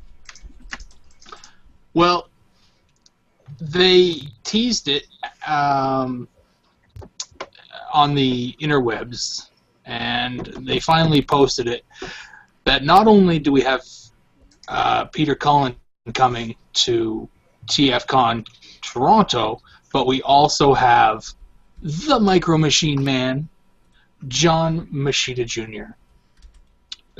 So he will be there, and he is he's Blur. We all know it. But you may not know that he was also Blur in Transformers Animated. So, so if you've got a Transformers Animated Blur and not a G1 Blur, bring it. Get him to sign it. So, But so he was the Micro Machine guy. There's going to be some people bringing Micro Machines, obviously. So that's pretty cool. He was also a voice of, or doing some FedEx commercials in the 80s, so bring a FedEx package and get it signed. Daryl, can I add something else? No. Yes. They're going to let him run the silent auction, which is just perfect. That's true. I heard that, yes. He's perfect for that. Yeah. That's right. It's nice that they're actually announcing that. That'll probably get some more interest in the auction. Mm-hmm. No, that'll be really cool. What else do we have here? I found this today, and I just kind of threw it in here. Friend of the show, Alex Milne, is going to attend EnterCon. I still hate that name. Move over, EnterCon. So this is the convention in Winnipeg, Manitoba, and so they've got Alex Milne going this year. So that's pretty cool. Who wants to take the last one here? Okay, Daryl. What? You're talking about Winnipeg, Manitoba, and you don't mention that Peter Cullen's coming to Calgary, Alberta. Yeah. Who cares about Calgary? We mentioned that in episode 100. That's going up on Tuesday. Yeah. Well, that's in the past, future. Always heard about this yet. Days of Future Past. Yeah. Which I'm going to, and I'm super excited. Yeah, you should be. It'll be fun. What are you signing, Rob? What are you going to have signed? I already asked the guys, and Charles pretty much sealed the deal with it, and then same with my buddy. And I posed the question on Twitter. I was between the SDC Prime Matrix set, which is a toy, or the Vault. And it's come down to the Vault based off of toys eventually do get sold, whereas a book is easy to keep on your shelf for the future. So because this is actual forward by Peter Cullen, I'm going to go with the Vault. Sweet. But I am going to bring the other one just in case I could sneak it in. Okay. So thank you, Charles. My pleasure. Good luck. Charles would pick a book to get signed. We're all pulling for you. Rob, I should mention or add that Protoman highly recommended when you bring stuff to sign, bring your own Sharpie. Yeah, already have it lined up. Just for the listeners. All right. Well, I can take this last thing. Go ahead, bud. All right. There is a Philadelphia convention called RetroCon, and they look like they have all sorts of A's people coming in, and they've announced Michael McConaughey, who's the voice of Trax from G1, and the voice of Cosmos, Yoshi. Yay! He's going to be there, and this is going to be September 12th and 13th at the Greater Philadelphia Expo Center. So, I might have to visit the grandparents in September. My parents live in Philadelphia, so might have to bring the kids down for a visit. Mm-hmm. They've looks like they have a lot of John Machida Jr. is also going to be there, so they've got a good number of people. Nice. Mm-hmm. I met Michael McConaughey at BotCon last year. I got Daryl's track signed. So how many times do you want me to thank you for that? Every time I mention it, pretty much. Thank you. You're welcome, Daryl. Oh, it was nothing. Here, don't worry. Why are you even bringing it up, Daryl? Water under a bridge, guys. Water under a bridge. All right. Well, I think I would go into feedback now, but I think the whole show's been pretty much feedback.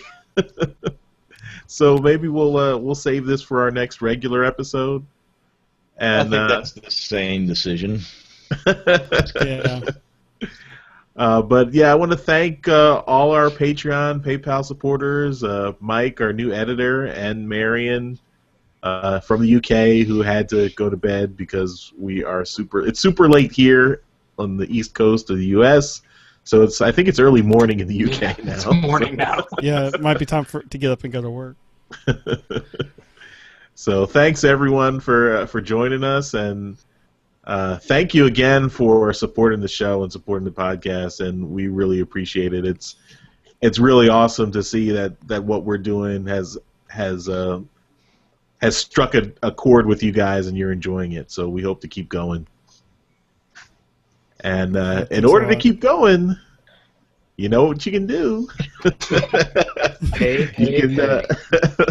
No, we don't. We start off with the easy stuff. You can give us ratings on iTunes and Stitcher. That's really great.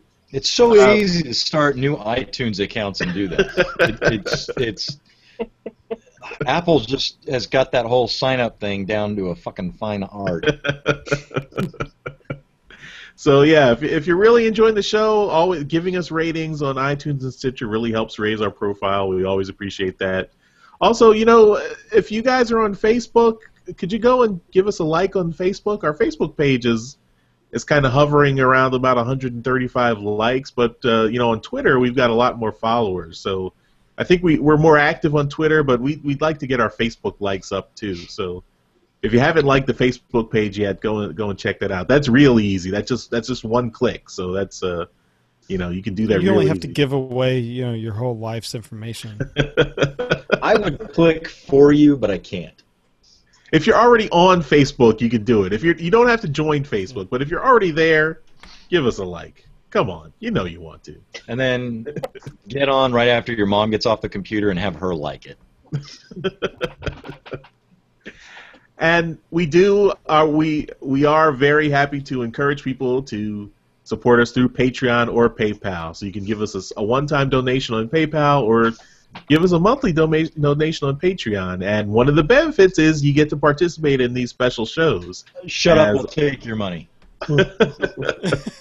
All these fine folks have done. And you can get insulted by Yoshi for a couple hours and talk Transformers with the rest of us. Could I ask something on that Patreon thing real quick? Sure. You can. Can you? I'm already just give it to you each month. Can you increase that value? You can. Yeah, you can yes. go in and change it. Okay. I've been meaning to, but I just haven't gotten around to it just yet. If we could do it ourselves, you would be broke. Broke and homeless. I'll move in with Daryl. He's got this huge new mansion he bought. Right. Put it this way, Yoshi, if you did that to me, I'd be in Alaska hunting you down. Challenge accepted. He'll be on his way to Japan still, so you won't find him. Oh, I'd find him. Yeah, but Dinobot Maximize, we do appreciate the support. You're already giving above our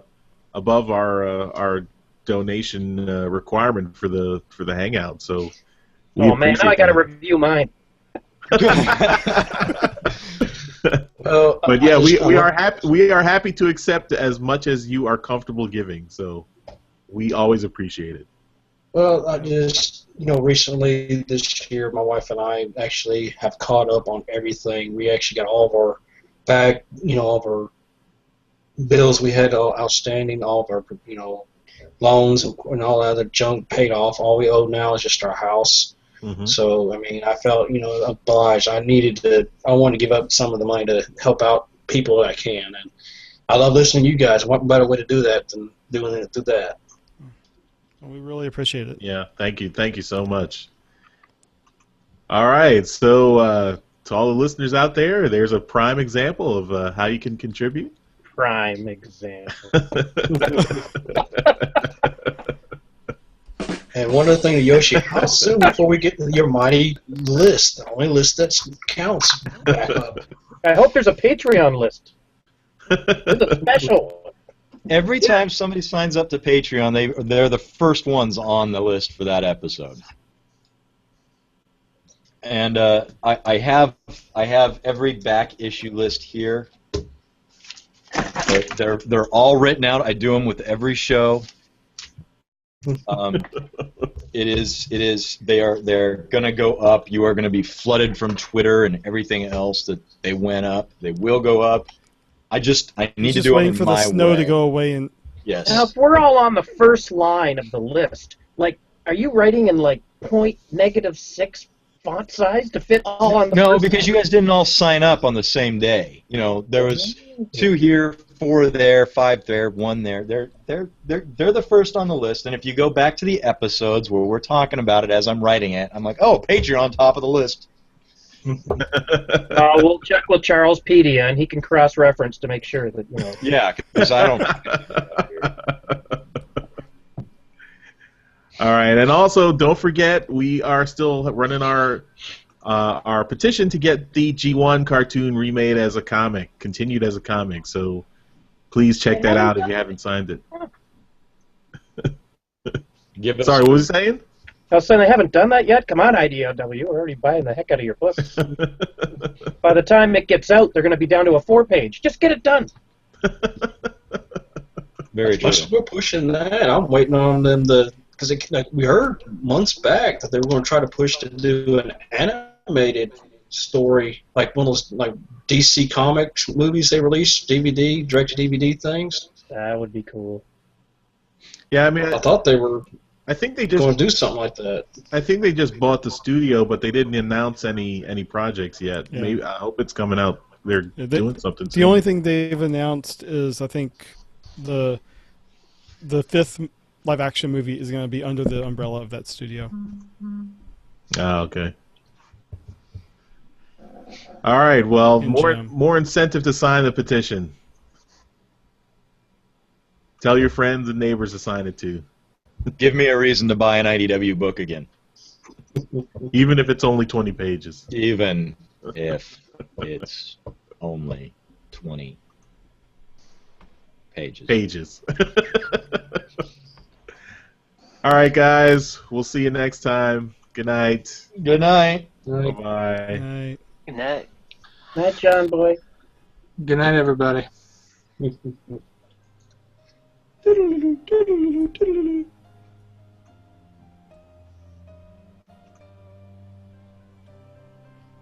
Thanks for picking up our transmissions. Give us feedback on our website at www.transmissionspodcast.com. There you can find all of our contact information on social media, as well as all of the links to our show notes discussed on each episode. All right, we'll let that be fixed in the post. I don't want to listen to you crap anymore. Fuck off. All right, I'm cutting and printing. It's 1 a.m. Yep. All right. Bye, guys. Thanks, everyone, for watching on the stream in the chat. It was fun, guys. I've been looking forward to being able to spend time with Yoshi for a while, so... He's the last one of you guys to join us on the Saturday chat. I will come eventually. I will. She said. Yeah.